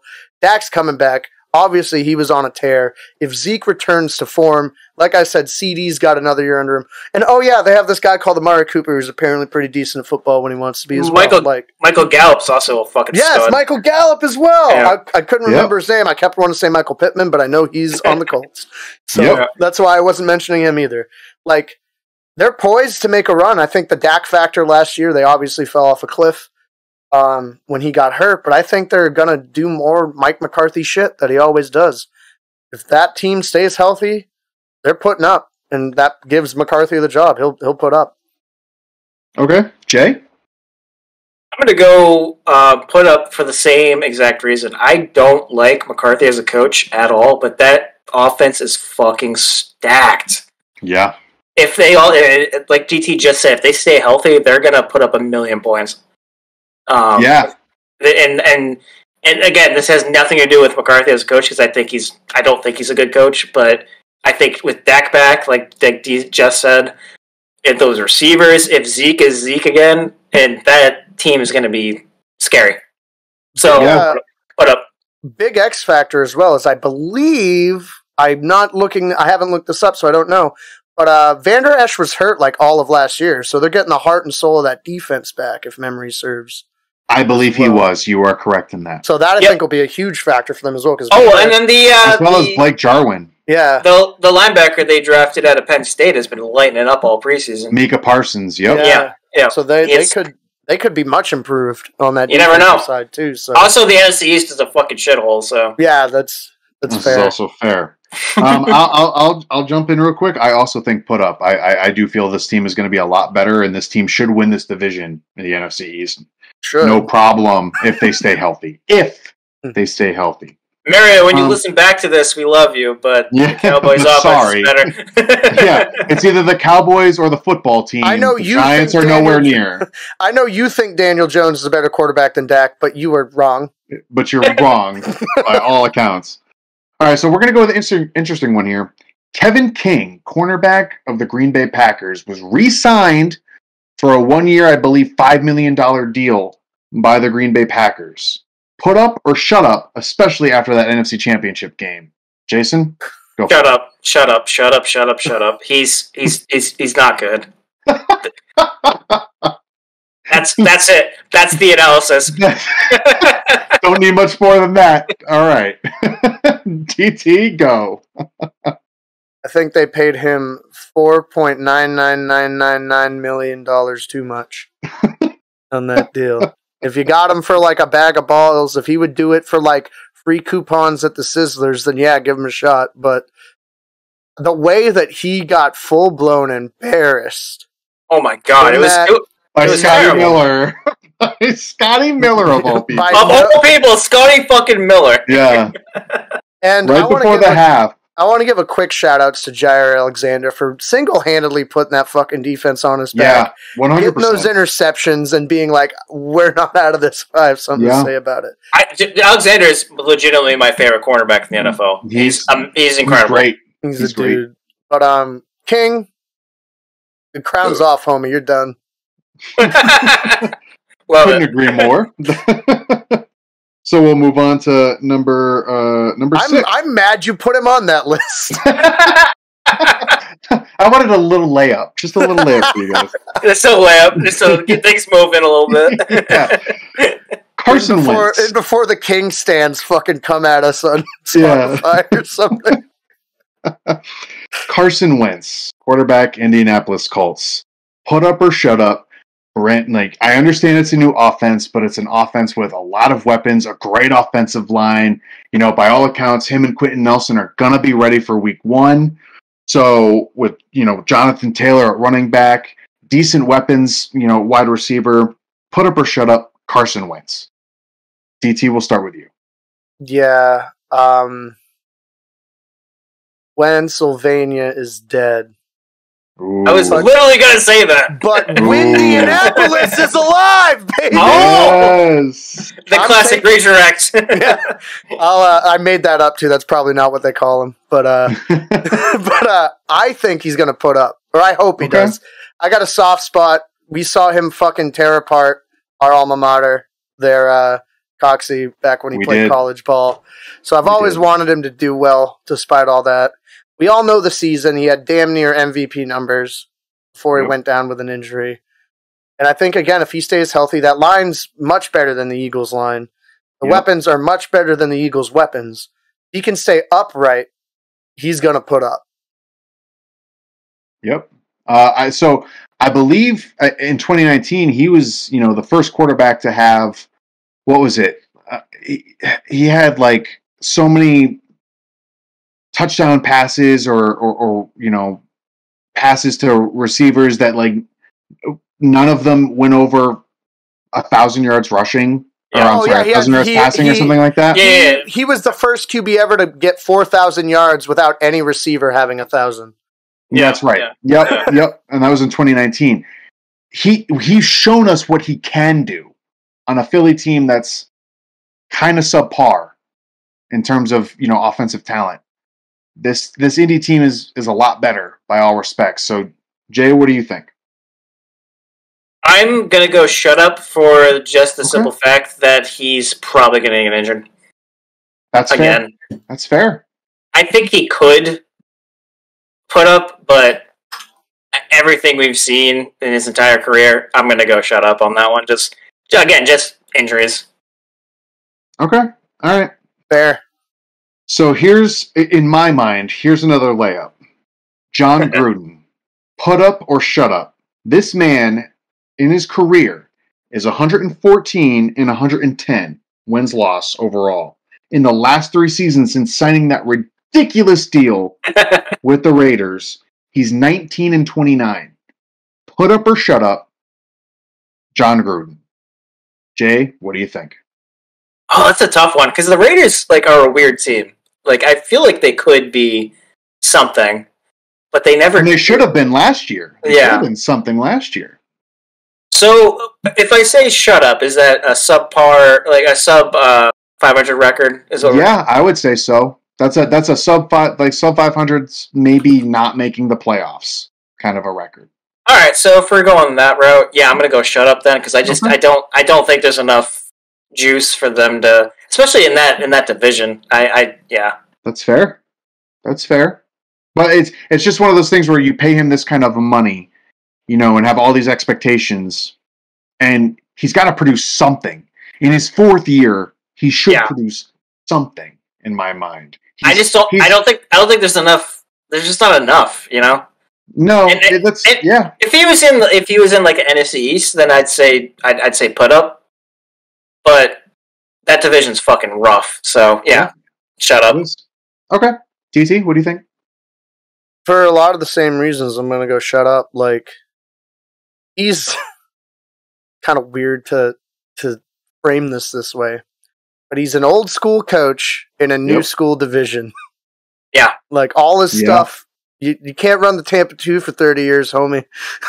Don't work. No. Spiderweb banana. Yeah. But it's all the reasons that Jay said. Any other division he'd probably put up, because I still think Carr's got a little wiggle in him. Yep. I don't know what they're going to do with their running back situation with Jacobs and Drake. I think that's weird. Yeah, it is weird. They have a lot of upside at the wide receiver position, and obviously Darren Waller's Darren Waller, and I think he's going to continue to do so. Dominate.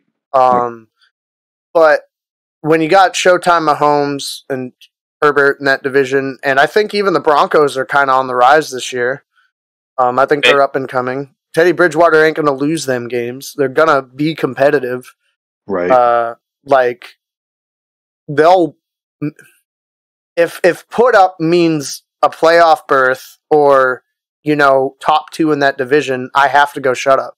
Because I think that's, Chiefs, Chargers are the top 2 teams in that division. So yeah, by that 100%. Alone, they're in shut up territory. Yep, 100%. Okay, so we'll go back over to the East Coast, and we'll go with Cam Newton, which we all agree that, or at least I know Jay and I agree that Mac Jones should be starting. But this is kind of a put up or shut up time because it is a quote quarterback competition. Put up or shut up for Cam Newton. So I'm very interested. D, start us off. Oh, he's done. Shut up. Shut up in all the ways. Shut up in every... stop with the hats and the outfits. Stop with, remember the briefcase? He had, the LeBron James briefcase that one time. Do you remember that? Oh, yeah. I blocked it out. In every aspect, it's over. I feel and this is a terrible analogy. Well, I think it's hilarious. But for all the wrestling fans out there who may be listening or watching the podcast, he's gone full-blown Undertaker. Just overstayed his Yeah. welcome. Yeah. Now he comes out now and you're like, this is kind of sad. Like, I just hope he doesn't hurt himself. Yeah, exactly. It's that whole, or for other people, it's The Simpsons. They've been worse for twice as long as they were ever good. Same with Cam Newton. Like overstayed the welcome. Like, obviously you gave us some magic. You had an MVP year. You dabbed on people, and then you threw for almost as many touchdowns as I did, and one of us has an NFL contract. So, like, it's time. It's like your time's up, homie. It's time to shut up. Mac Jones is the future there, and I hate that I said that out loud, but here we are. Jay? Yeah, I have the same sentiment as D on this one. I hate this. From my unbiased opinion, yeah, Mac Jones is the future. It's clear as day that he's the future. And here's the thing, and like DT was kind of harping on with the MVP, like back in the day, Cam Newton was amazing, great, one of the like funnest players in the NFL to watch back in his prime. Like, he was just like, every time the Panthers are playing, I was like, oh shit, I want to watch this because it's so interesting what he's doing, and it's really, it's entertainment. But that time's gone, and he's clearly does not have it anymore. Clearly doesn't have it anymore. So yeah, shut up, obviously, but yeah, it's time for Mac Jones to be the starter there. Yeah, I mean, I 100% agree with you guys. It's definitely a shut-up year for Cam Newton. There's no way he lasts more than 4 or 5 games before Mac Jones takes over. So, here we go. Number 9, Ken Norton Jr. He is, well, you know what? Can anyone tell me what coach he is? Can he, like, what he is and who he coaches for? He's a defensive coordinator for fucking... I have no idea. I'm not gonna lie to you. For the Seattle Seahawks. That's who it is. That's why I knew the name, but I was like, he's I was somewhere. Hoping you'd know. He's somewhere in my division, but I can't figure out where. That's why I knew. That's why I knew he was a DC. I was like, but where the fuck is he? So last year they were the second worst in terms of yards gained through the air. They were. I mean, let's be real. They were historically bad to start the year. Oh my god, it was horrible. It was awful. So put up or shut up. Ken Norton Jr., Seattle defensive coordinator. Jay, let's go. I think this is pretty easy. The fact that I didn't know his name, put up. Okay. But also, like, now that I have some context behind it, that defense was fucking terrible. It was bad. Terrible. So put up means you think he's going to be all right? Yeah. Oh, shut up. Sorry, my bad. Okay. All right. I misspoke. Makes more sense. My bad. Sorry. But yeah, no, I think he, obviously, again, because the fact that me and DT couldn't even place the name, and then when you put context behind it, how bad that defense was for the first, what was it, like 6 or 7 games that year? Oh, it was awful. It was, like you said, historically, it was on track to be one of the worst defenses in the history of the NFL. Yep. He's done. Yeah, and it's funny because that was pretty much the limiting factor for that for that entire team, because that team was 7th in total touchdowns last year. So that defense was the entire reason why they didn't achieve anything greater. Yeah. I mean, that offense was firing on like all cylinders all year. Yeah, and they were scoring like 40 points and losing games. Like, it was ridiculous. Yeah. So, D, what do you think? I'm gonna go shut up. Completely biased. I want him to be bad. I want Kyler to have a free 300 yards twice a year this year. So I hope he's bad. I think he's going to be bad because I don't think they got better talent-wise on that end of the ball, especially in the secondary. The Legion of Boom is now the Legion of, I don't know, somebody else come up with something clever. The Legion of Gloom. No, perfect. I like that. This is why I like that a lot. Fucking alley-oop. I'll let you slam dunk it, but like, just like, they didn't make any moves to make that better. I don't think he suddenly got better at coaching defense over the offseason. And from a bias standpoint, I want him to be bad so Kyler and the others can get a lot of points and yards and stats, because we are likely not going to get very many of them against the Rams. So we need a little bit of makeup room. So I'm going to go shut up for some of the logical reasons I said, but also completely biasedly because I hope he's bad. This is fair. All right, so for the last one, I've kind of flip-flopped. So one, I'll let you guys choose. I could have gone Matt Ryan.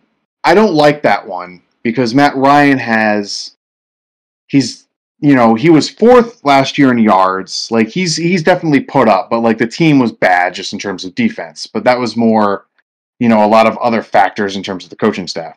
So I'm leaning towards going back to the Raiders again and going Mike Mayock. Because they've had, Mike Mayock has had, other than Josh Jacobs, a lot of interesting picks in terms of his draft classes. I'll go. I would rather go Mayock. Yeah. All right. So let's go Mayock. Mike Mayock, put up or shut up. Obviously, he's kind of already done his deals in terms of the draft, but in terms of what he could do before the trade deadline and stuff like that, or even in terms of next draft, we can kind of include the 2022 offseason as part of this. Put up or shut up, Mike Mayock. What do you guys think? DT, I'll start with you. Shut up. Fucking John Gruden and Mike Just Mayock. Shut up. Just shut the fuck up. John Gruden and Mike Mayock belong in their respective booths doing analysis. Fucking don't. They're in Vegas now. Mission accomplished. Fucking leave. Let them be an actual football organization. I'm done. I was shocked he got the fucking job to begin with. Yeah. No. I want to talk about AJ Green, and I'm going to say he's going to put up this year. Comeback player of the year. All right. You know what? We'll add it on there. We'll pencil it in for you. We'll do a 2-for-1 for number 10. 2-for-1. Mike Mayock and AJ Green. There we go. AJ Green's going to win comeback player of the year and have at least 900 yards. I like. Ooh. All right. Okay. I like that. Shot take. Yes. Shot take. Yes. Okay. All right. There we go. Right. I like it. Jay. Can't believe you made me talk about fucking Mike Mayock. Oh. I'll talk Mayock and then AJ Green. As that said. Okay. So Mayock, that was a dumb fucking decision to begin with. He was a draft expert on ESPN or some shit. He's Diet Mel Kiper, and you gave him an executive job. Who the fuck does that? And the thing with Mayock, and so from an objective view on this. Okay, so they put up the whole he was an analyst aside. He just reaches so hard for players that should not be taken as high as they're taken. And I think it's just him trying to get too cute with it. Yep. And he's like, oh, look how smart I am by taking this player that was number 60 on every board in the world. Yeah. And I'll take him 13 overall because I'm smarter than you. And it just hasn't worked out. Leatherwood was the most recent. They took Leatherwood way too high. Yeah. Leatherwood should have been a third rounder. Yep. And he took him in the was it a first rounder? I think he was first. It was a first rounder. Yeah. That's what I'm saying. He gets too cute with his picks, and I think it's just him trying to prove himself as a smarter guy than all these other GMs. And shut up. Yeah, shut up, of course. AJ Green, I think I'm going to agree with DT on this one, because everything at a camp has been rave reviews. And everyone's saying that AJ Green looks like AJ Green again. And shit, if he looks like AJ Green again, watch the fuck out, because that is, especially with Kyler throwing to him, man, that's going to be scary. Especially with him getting number 2 receiver coverage. Yeah. So put up for AJ Green. 1,000%. I agree. Yeah. I agree with that. Everybody's sleeping on him. There you go. Pissed. And for that, for my first segment, I'm gonna take the last one of this. His last shot take of the day, folks. Love that. As you push that. Nice goal. You did it! He did it! Fuck yeah! It's below the label! He did it! I can't believe it. He's only gone and done it. Fucking hell. I'll be right back, boys. Yeah, okay. You and I will chat first then, and then we can fill him in and Coxie. Absolutely. the big question for this week, we're running a little long. It's an hour 44 right now, but that's all right. We're good. The big question this week, we want to do a big full season preview, but we'll probably save that for next week for y'all. Get on. So we're gonna be selfish here, and we're gonna talk about our own individual teams here. And what I want to do with everybody is I want to get everybody's individual team and their take on their ceiling, meaning if everything falls into place perfectly, where you think your team can end the season in terms of record. Maybe not in terms of like playoff runs or whatever, that might get too deep, but at least in terms of depending on what we want to talk about, we can always adjust. And then the floor, like if everything goes to shit, like what do you think is like the lowest floor for this team? So my question with you on that is, are we like, do injuries count in that? Are we saying with the rosters as they're constructed, as they're meant to be, ceiling and floor? Yeah, or I would say with injuries. I would say unless that you have a certain player who's kind of been labeled as injury prone, you can X factor that in. But if it's a freak thing, then I don't think that. But like, if for instance I would let you say like if Gronk gets hurt, because Gronk gets hurt, right? Or all these other. So if like we have somebody who's generally injury prone, I don't really on my team. I know you don't really either. Not really. Nope. Jay's all like new people, so yep. It's probably not going to be. We were just talking about we were talking about ceilings and floors. Okay. Yeah. And he was asking like, is your floor like injuries included? I was like, no. Like talk about it like if you have somebody who's labeled as injury prone, you can factor that in. But if it like don't add anything freak like our floor if Kyler Murray gets hurt is 3 wins. Yeah. It probably fucking is, but like, obviously, that's not the way we want to frame this. Like, right? Yeah, that makes sense. Yeah. So in terms of on the field production, if the calls go the right way, if the ball bounces the right way, what's your team's ceiling? What's your team's floor?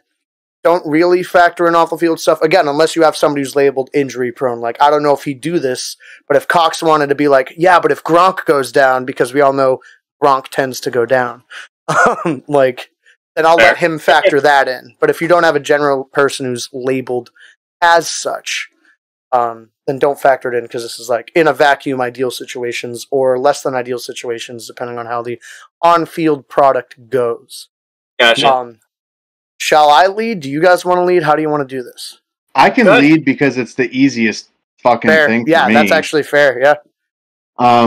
So I'll start with ceiling.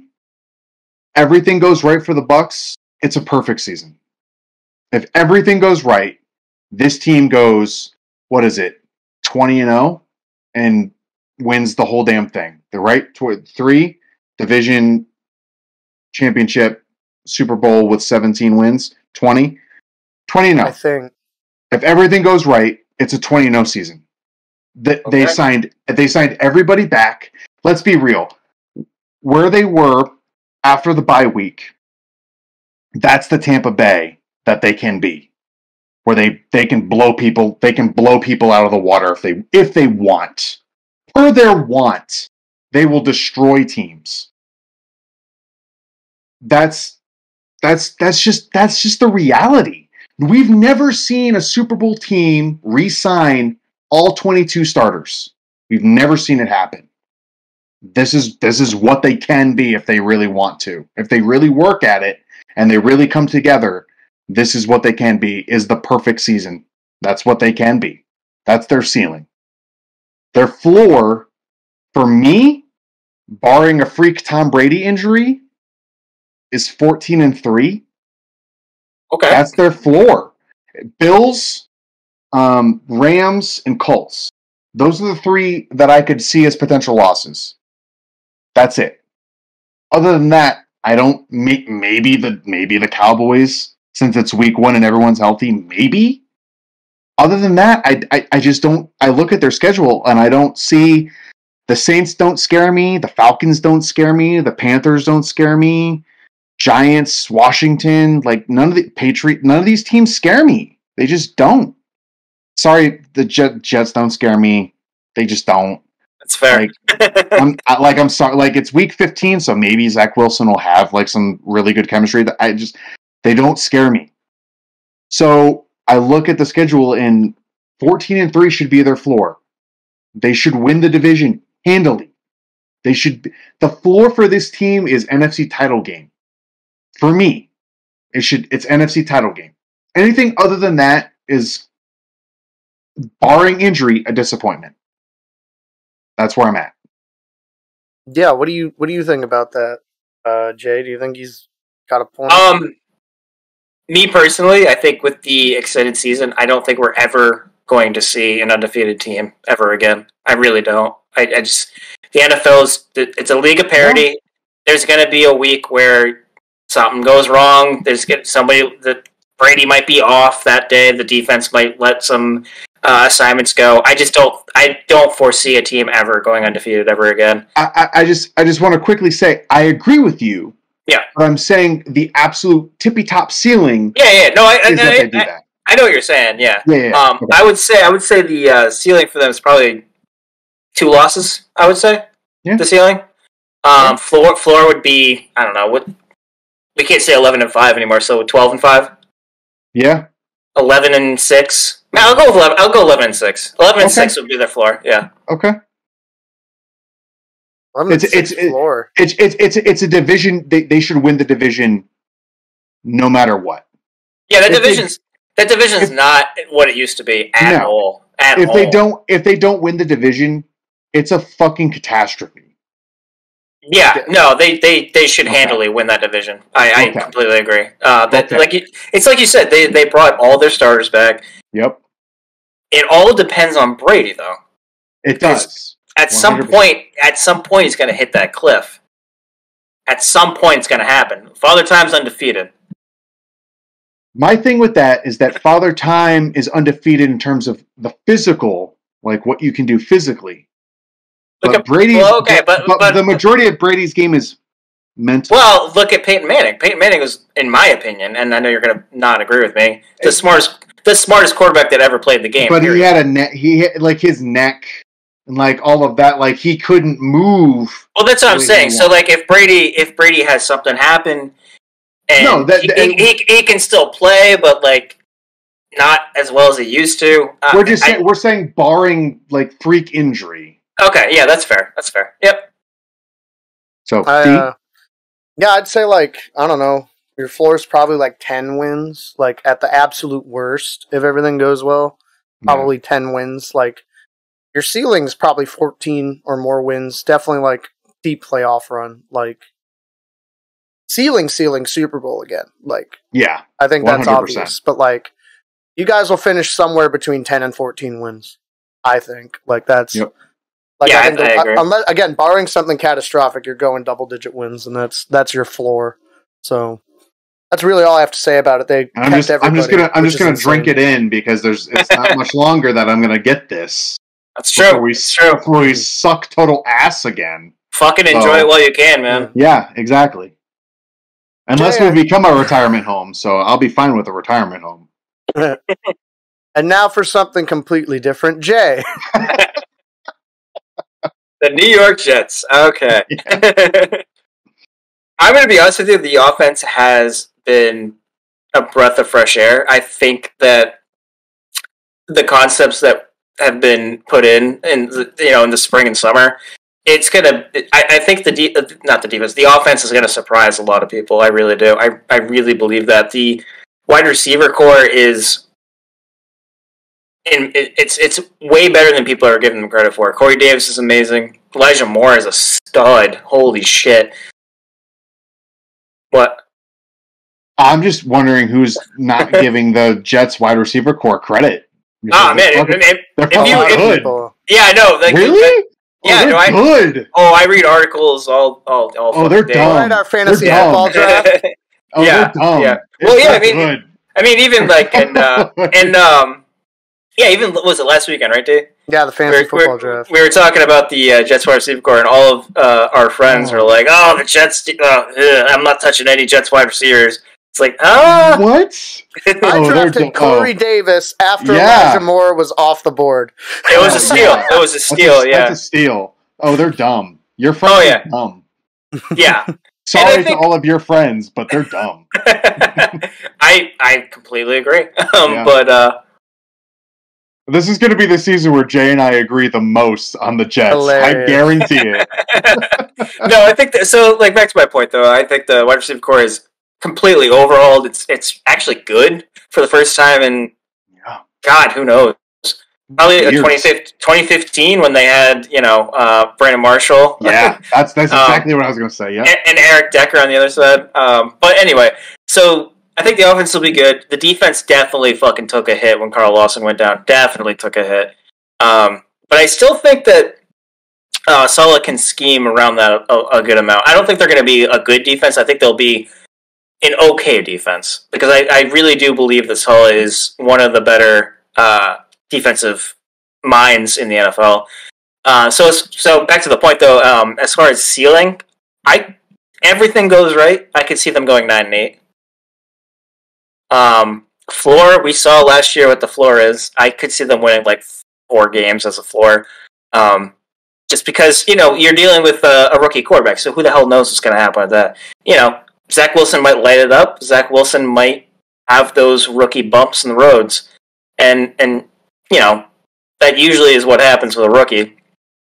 But we've seen the last 5-6 years, there's been rookie quarterbacks that have come out and just lit it up. So it really depends on Zach Wilson, honestly. Ceiling 9-8, floor. Let's go 4-13. Yeah, I mean, I would. Look, losing Shaq Lawson, that's a hit. Shaq Lawson was signed today. Carl Lawson. Oh, I'm sorry. Yeah. Sorry. So but that's the thing. Yeah. So losing Carl Lawson, but trading for Shaq Lawson, that's going to help. That's going to help. So I would agree with you that your ceiling is 9-8. Yep. I wouldn't be shocked if you get to 10. If you get 10 wins, I wouldn't be shocked. This is okay. So this is kind of a moment here. Yeah, it is. Ryan Cox is saying that the Jets could get 10 wins. Look, I wouldn't be shocked. Do I think it's going to happen? No. Would I be shocked? No. 9-8. 9-8. I would agree. 9-8 is their ceiling. Yeah.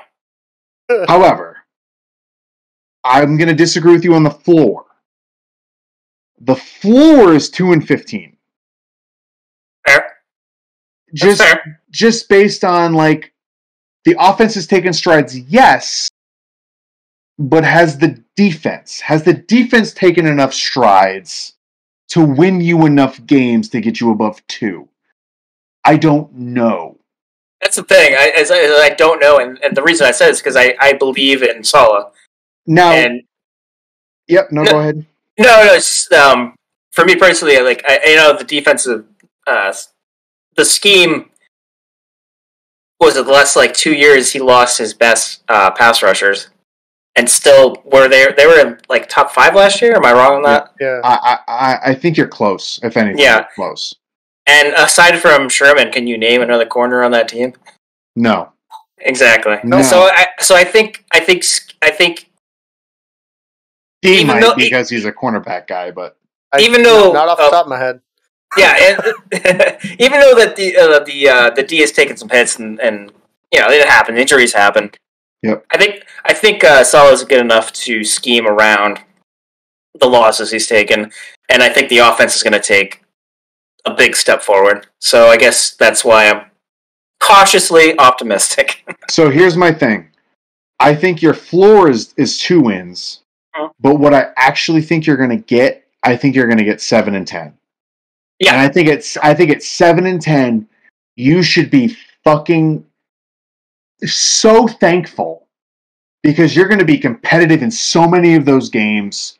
You're going to cause so many teams problems, especially defensively. Like your defense is not going to win you games, but it's sure as shit not going to lose you games. You're just not going to offensively be able to keep up. So I guess in that respect, that's why I guess your defense is not going to your defense is going to cause you to lose your games in that respect. But there's not going to be these glaring mistakes, is what I'm saying. It's not going to be Gase era where it was like, holy shit, what the fuck happened? I wouldn't be shocked if at the end of the year we're like, oh, well, this is a team where, they lost 6 games by, single digits. Yeah. I wouldn't be shocked. No. That's my thing. They're gonna you're gonna look at this team at the end of the year and be like, oh, next year with the picks that they're gonna have, they're gonna make a fucking difference. Especially with the second year of Zach Wilson in that offense. With a third year with your star left tackle, you're gonna have all these things that's just gonna keep piling on. Is like, this team has to be better. And they're going to keep getting better because they have a competent coaching staff. They have a competent quarterback. They have all these things going for them now. And that's why I said 3 years. I'm very excited for the next 3 years because it's going to be 7 wins this year. The next year, 9 or 10. And then after that, well, shit. They might be competing for a division at that point. You don't know. Well, you don't know where everyone else is. We'll see how Zach Wilson... That's what I said. This entire season is about Zach Wilson. The entire season is about Zach Wilson. That's it. That's all I care about watching. Wins and losses, I'll probably be pissed off when they lose. But at the end of the year, it's going to be, how did Zach look? Yep. I 100% agree. We kind of strangled the conversation. What do you think? Yeah. No, I was going to let you go because it was fun. So, funnily enough, I never thought... Because I took a look at everything.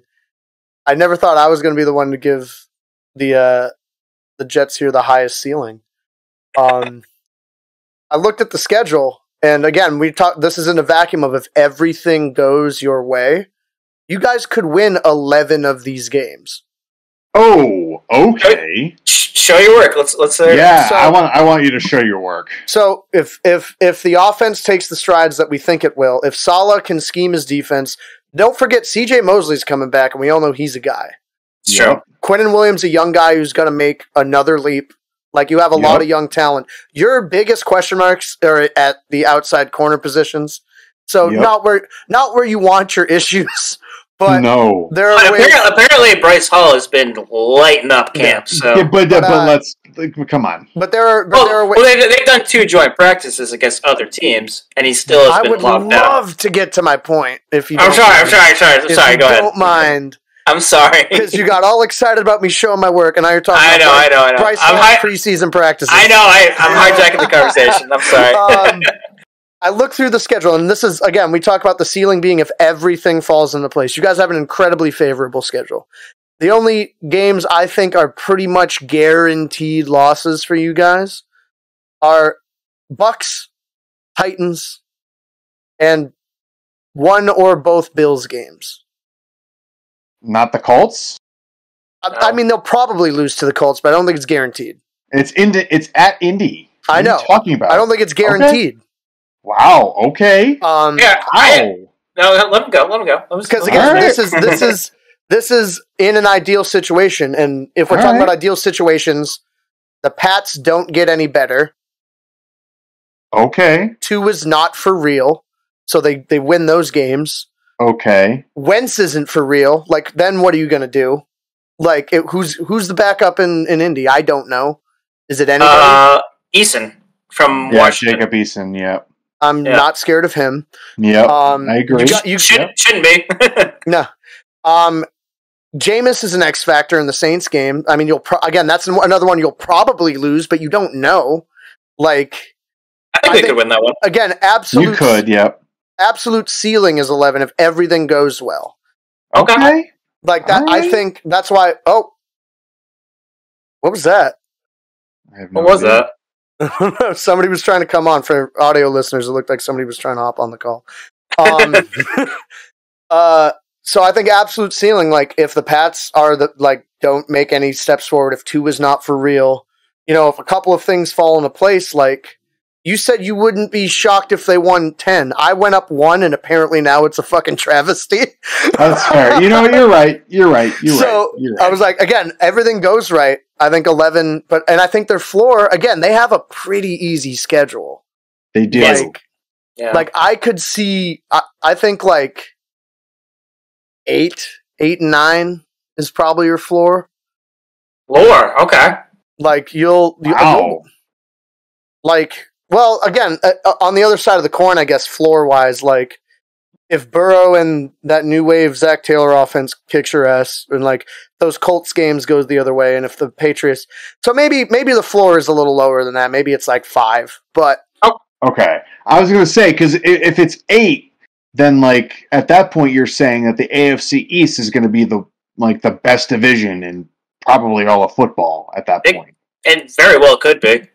It could be. Yeah. It could be. I don't see it being that way. I think the NFC West is going to end up being the best division in all of football. Fuck Probably. my life. Fuck my life. We'll get there. Probably. The Jets are probably going to be the worst team in that division, and if they have 8 wins, then that's fucking saying something. Well, again, if in the ideal scenario, like if Tua's not for real, if the Dolphins take a step back, they might not be. That's true. You know what I mean? Like, Yep. No, yeah, there's a lot of weird factors. Like the Jets are this weird soup of like an up and coming team in a weird division that's in a weird spot, and their schedule is really beneficial to them. So I think their ceiling and floor kind of vacillate wildly. It's like I think that's the most unknown one out of the 3 that we're going to discuss here, because Mario's not here and we can't discuss the Giants because that's also going to be a total mess in the NFC East. I mean, they're going to suck, so fuck them. Yeah. But yeah, so I'll go absolute ceiling if Zach Wilson. Sorry, Mario.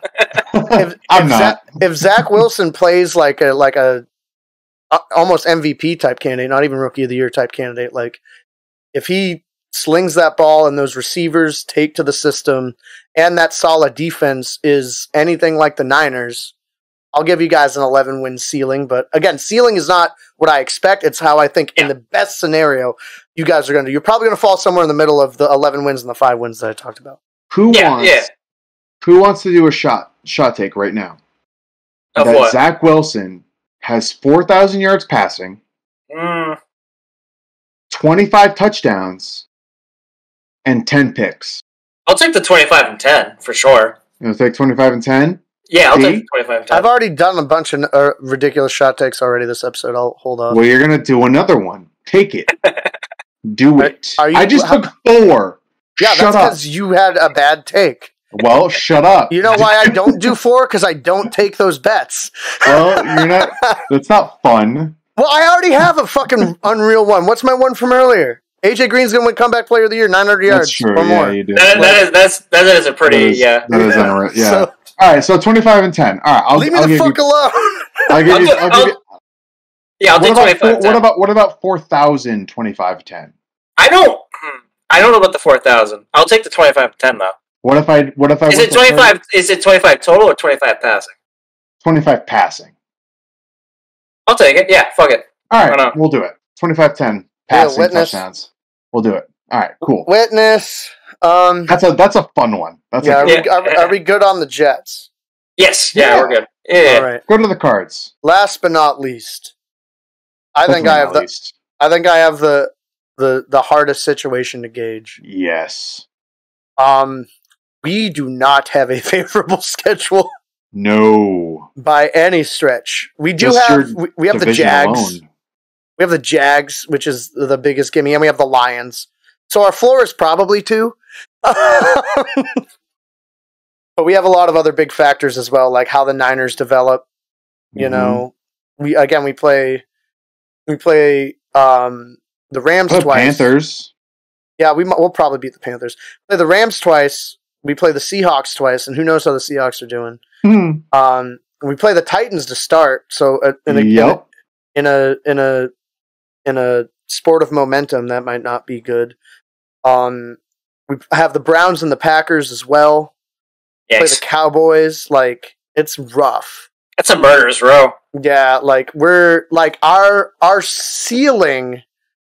If everything goes right, if Chandler Jones and JJ Watt turn back the clock a little bit and are like late 20s versions of themselves, along with that defense, the talent we have there, the new acquisitions, and that offense is what it could be with Hopkins, with AJ Green, with Kirk, with fucking Rondale Moore. Like, our ceiling's probably 10 wins. I don't agree with that at all. 11 wins. Our floors probably. I think we have the smallest gap between ceiling and floor. I think we'll either have 8 wins or 11 wins. I think our ceiling's 11. I think our floor's 8. We're going to be second or third in that division probably. With the Rams being the Rams, it all depends on how the Seahawks do in their schedule and how the Niners are on the come up or not. So I'm going to give us a ceiling of 11, and even that doesn't feel right. It might be 10, and I'll give us a floor of 8. Jay, how pessimistic are you? With the Cards, I actually am pretty optimistic about the Cardinals. Then you go first. Yeah, I think there's I think their ceiling is 13. Honestly, I really do. I really think they can win 13 games. Oh no! Well, all right. Well, here's the thing. Hear me out. That offense is fucking awesome. I really, really like Chase Edmonds a lot. I really like Kyler. Hopkins is a fucking animal. I think you could easily win 13 games. See, my big thing, and I'm shocked this wasn't a put up or shut up. You should have put Cliff Kingsbury in the put up or shut up. Yeah, that's the thing. I think next year for him, in my opinion, but. All right, I'll let Jay finish his point, and then you can go. Yeah, no, that's fine. But I think and that's a good point. How far can Cliff take you is really what it comes down to. But I think that the talent on the roster is the defense is good. That's going to be a pretty solid defense. The offense is incredible. I think Kyler takes another step forward. I really do. I'm a big Kyler guy. I have been since he was drafted. So yeah, I think the ceiling is 13. The floor is probably 8. I think that's fair. All right. So I'm going to start with what I think is going to happen with this team, and it pains me to say it's an 8-9 team. So I'm going to give you plus 2.5, minus 2.5. So your ceiling, I'm going to round up to 11, as you said. But your floor, I'm going to round down to 5. Nice. Look, so let's go through this. Let's go through the schedule. So at Titans, loss versus Vikings, win. At Jaguars, win. At Rams, that's a loss. Versus the Niners, probably a loss. No, they beat they beat the Niners. I don't know, dude. The Niners with fully healthy Niners. I think they beat the Niners. But go ahead. Fully healthy Niners. I know I cut you off, but I think they. You're good. The Browns, that's a loss. The Texans, that's a win. Packers, that's a loss. At the Niners, that's a loss. Panthers, that's a win. Seahawks, loss. Bears, loss. Rams, loss. Whoa. Back the fuck up. The Bears? At the Bears? I think they beat the Bears. It's late in the season with Justin Fields? With a rookie quarterback against that defense? That's not at that point he's no longer rookie. No. He's been starting a few games at this point. I'm sorry. Defense is legit. The defense is legit. I disagree with you, but continue. That's fine. So, and then Rams loss, Lions win, Colts loss, Cowboys, and then at home to the Seahawks. It's a division opponent, so I'll give you that to end the. So you just don't think we beat good teams? You didn't give us any wins against any of the good teams. I don't. I'm sorry, I don't. Because the good teams you're facing are better than you, and they are. Okay, not the Bears. But I think I'm sorry. I personally think. Well, yeah, it's your opinion. It's fine. The Bears, on paper, are better than you. So what? Yeah, the Bears on paper are better than you. They are not. Receiving, they're better. No, they are. What? Are you out of your mind? No, they are not. Yeah, Allen Robinson and let me look up their roster. Oh, you have to look up the roster. You can't. I have to look up a lot of rosters. Darnell Mooney, Anthony, what's his face, are better than DeAndre Hopkins. I just Look, I can accept you taking the Bears, but saying that they have a better receiving core than the Cardinals is fucking insane. But you're playing them in Chicago. Who cares? Oh, home field. Do you not think home field advantage matters in the NFL? Not Statistically, not really. No, it doesn't. Can you pull up the statistics on that? Do you want me to? Yeah, no. Actually, I do. No, I do. If you can give me like a good statistical, if it's over 65%, like statistical, like that it doesn't, then yes, then I'll accept that as something that's statistically significant. I just look. I'm not saying you're a bad team. And you know what? And the more that I think about this, the more that I should have put Cliff Kingsbury in a put up or shut up. I assumed you would. I literally thought he was going to be there. But you know, the more I to be honest, I didn't look at their schedule hard enough. That's on me. I think that they're a 500 team especially in the division that they're in. I think that's a big factor. That is a big factor. The division that this is, in my opinion, this is the best division in football by a mile. So yeah, it ain't close. No, it's not close. So it's Allen Robinson, Marquise Goodwin. They do have Damiere Byrd, so that's something. Darnell Mooney, Chris Lacey, Javier Johnson, Riley Ridley. So I will say that the Cardinals wide receivers are better, but I think the defense for the Bears is better. So it might be. Oh, you're out. I just look. We lost Jason. Oh, did we? Oh no. You know what? It's probably better. So look. It's a 5. It's an 8 and 9, 9 and 8. That's where I think they'll probably end up. Is that where I hope they end up? No, there you are. Because I like their. All right, cool. There you go. So, Cox, I just looked it up. It's a little bit below. It's like 59%. So it's basically a coin flip. Home field advantage. Oh, interesting. Okay. I will take that. So you know what? I'll give you the benefit of the doubt, and I'll go that they're a 9 and 8 football team. And so ceiling, I'll give 12, and then floor, I'll give like 7. I'll give 7. To be fair, the stats I looked up were like 2017 to 2019, so that's pre-pandemic. But before there was no fans in the stands. Right, but like it's a coin flip. It's one of those things where the division is so tough, and every other team in your division, it wouldn't surprise me if you're last in your division. Wouldn't shock me at all. It would shock me if you're second in your division. Really?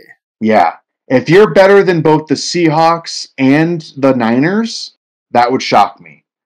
The Cardinals have a better roster than the Seahawks. That's a fact. But the Seahawks are always just there. They're historically just there. It's the coaching. You know what I mean? It's the coaching. That's what it comes down to. Is I don't trust Kingsbury as a coach. Which is why D's not wrong in saying that I should have put Cliff Kingsbury in the put up or shut up.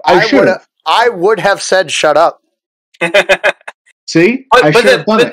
The other thing is, like, the coaching is better. But what happened to the fucking Patriots last year? The better rosters won in those games. Right, but like if you gave that same roster to Bill Belichick, I think he would have done better than Cliff Kingsbury. Oh yeah, for sure. But so that's the thing. But that's a straw man argument. Not necessarily. It's saying that Bill Belichick's coaching staff and his coaching alone is better than Cliff Kingsbury and his coaching staff. That's objectively true. I mean, so that's not a straw man argument. You're redirecting though, because like the roster is better in Arizona than it is in New England. That's just a fact. It just is. The roster is better in Arizona than it is in Seattle.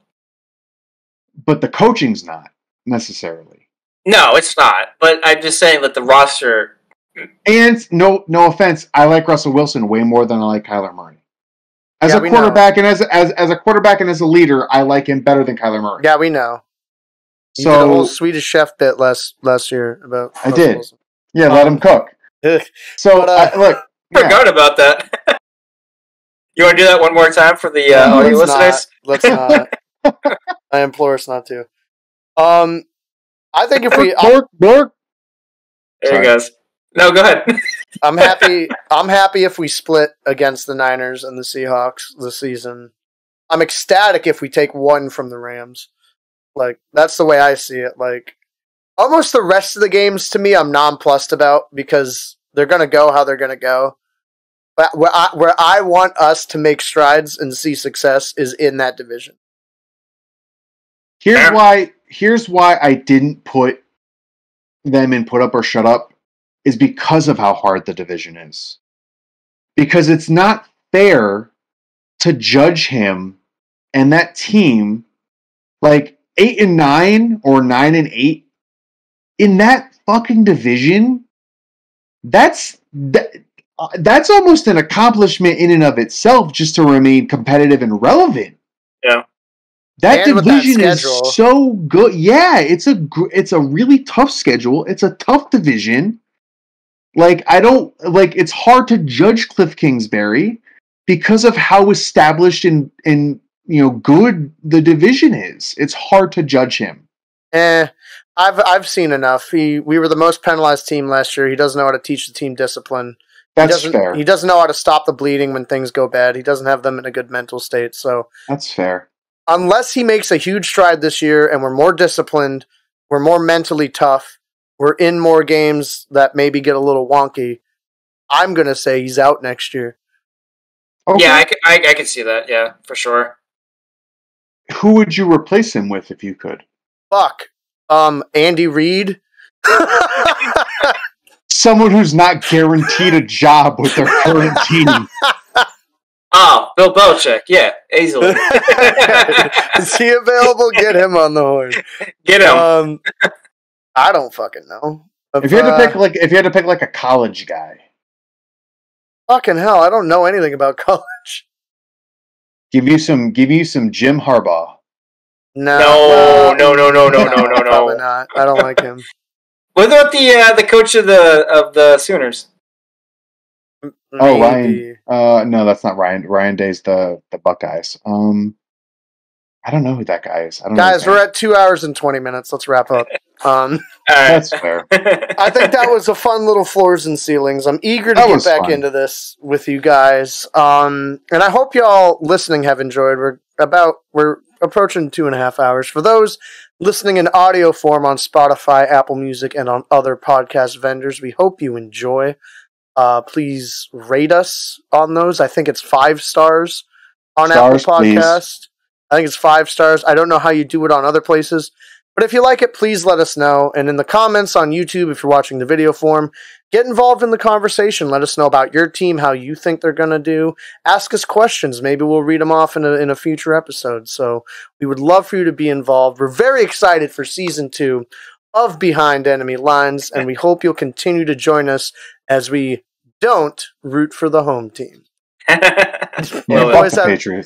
You boys have any final thoughts before we let the people go? JETS, Jets. I'm just excited to get the season back going. It's been a long time since we've all talked about football, so I'm just excited. And I think we'll all be together for week 1 of the NFL season. So that'll be a fun thing. Hopefully, we'll all be able to podcast together for that. Yeah, barring catastrophic failure and obviously certain other things. We'll get something going for you guys, and we'll be back hopefully as a fearsome foursome next week. Yeah. Again, appreciate Uncle Mario, even though he hasn't been able to make it in. But we hope you guys are enjoying this, and we will hopefully see you next week. Catch you later.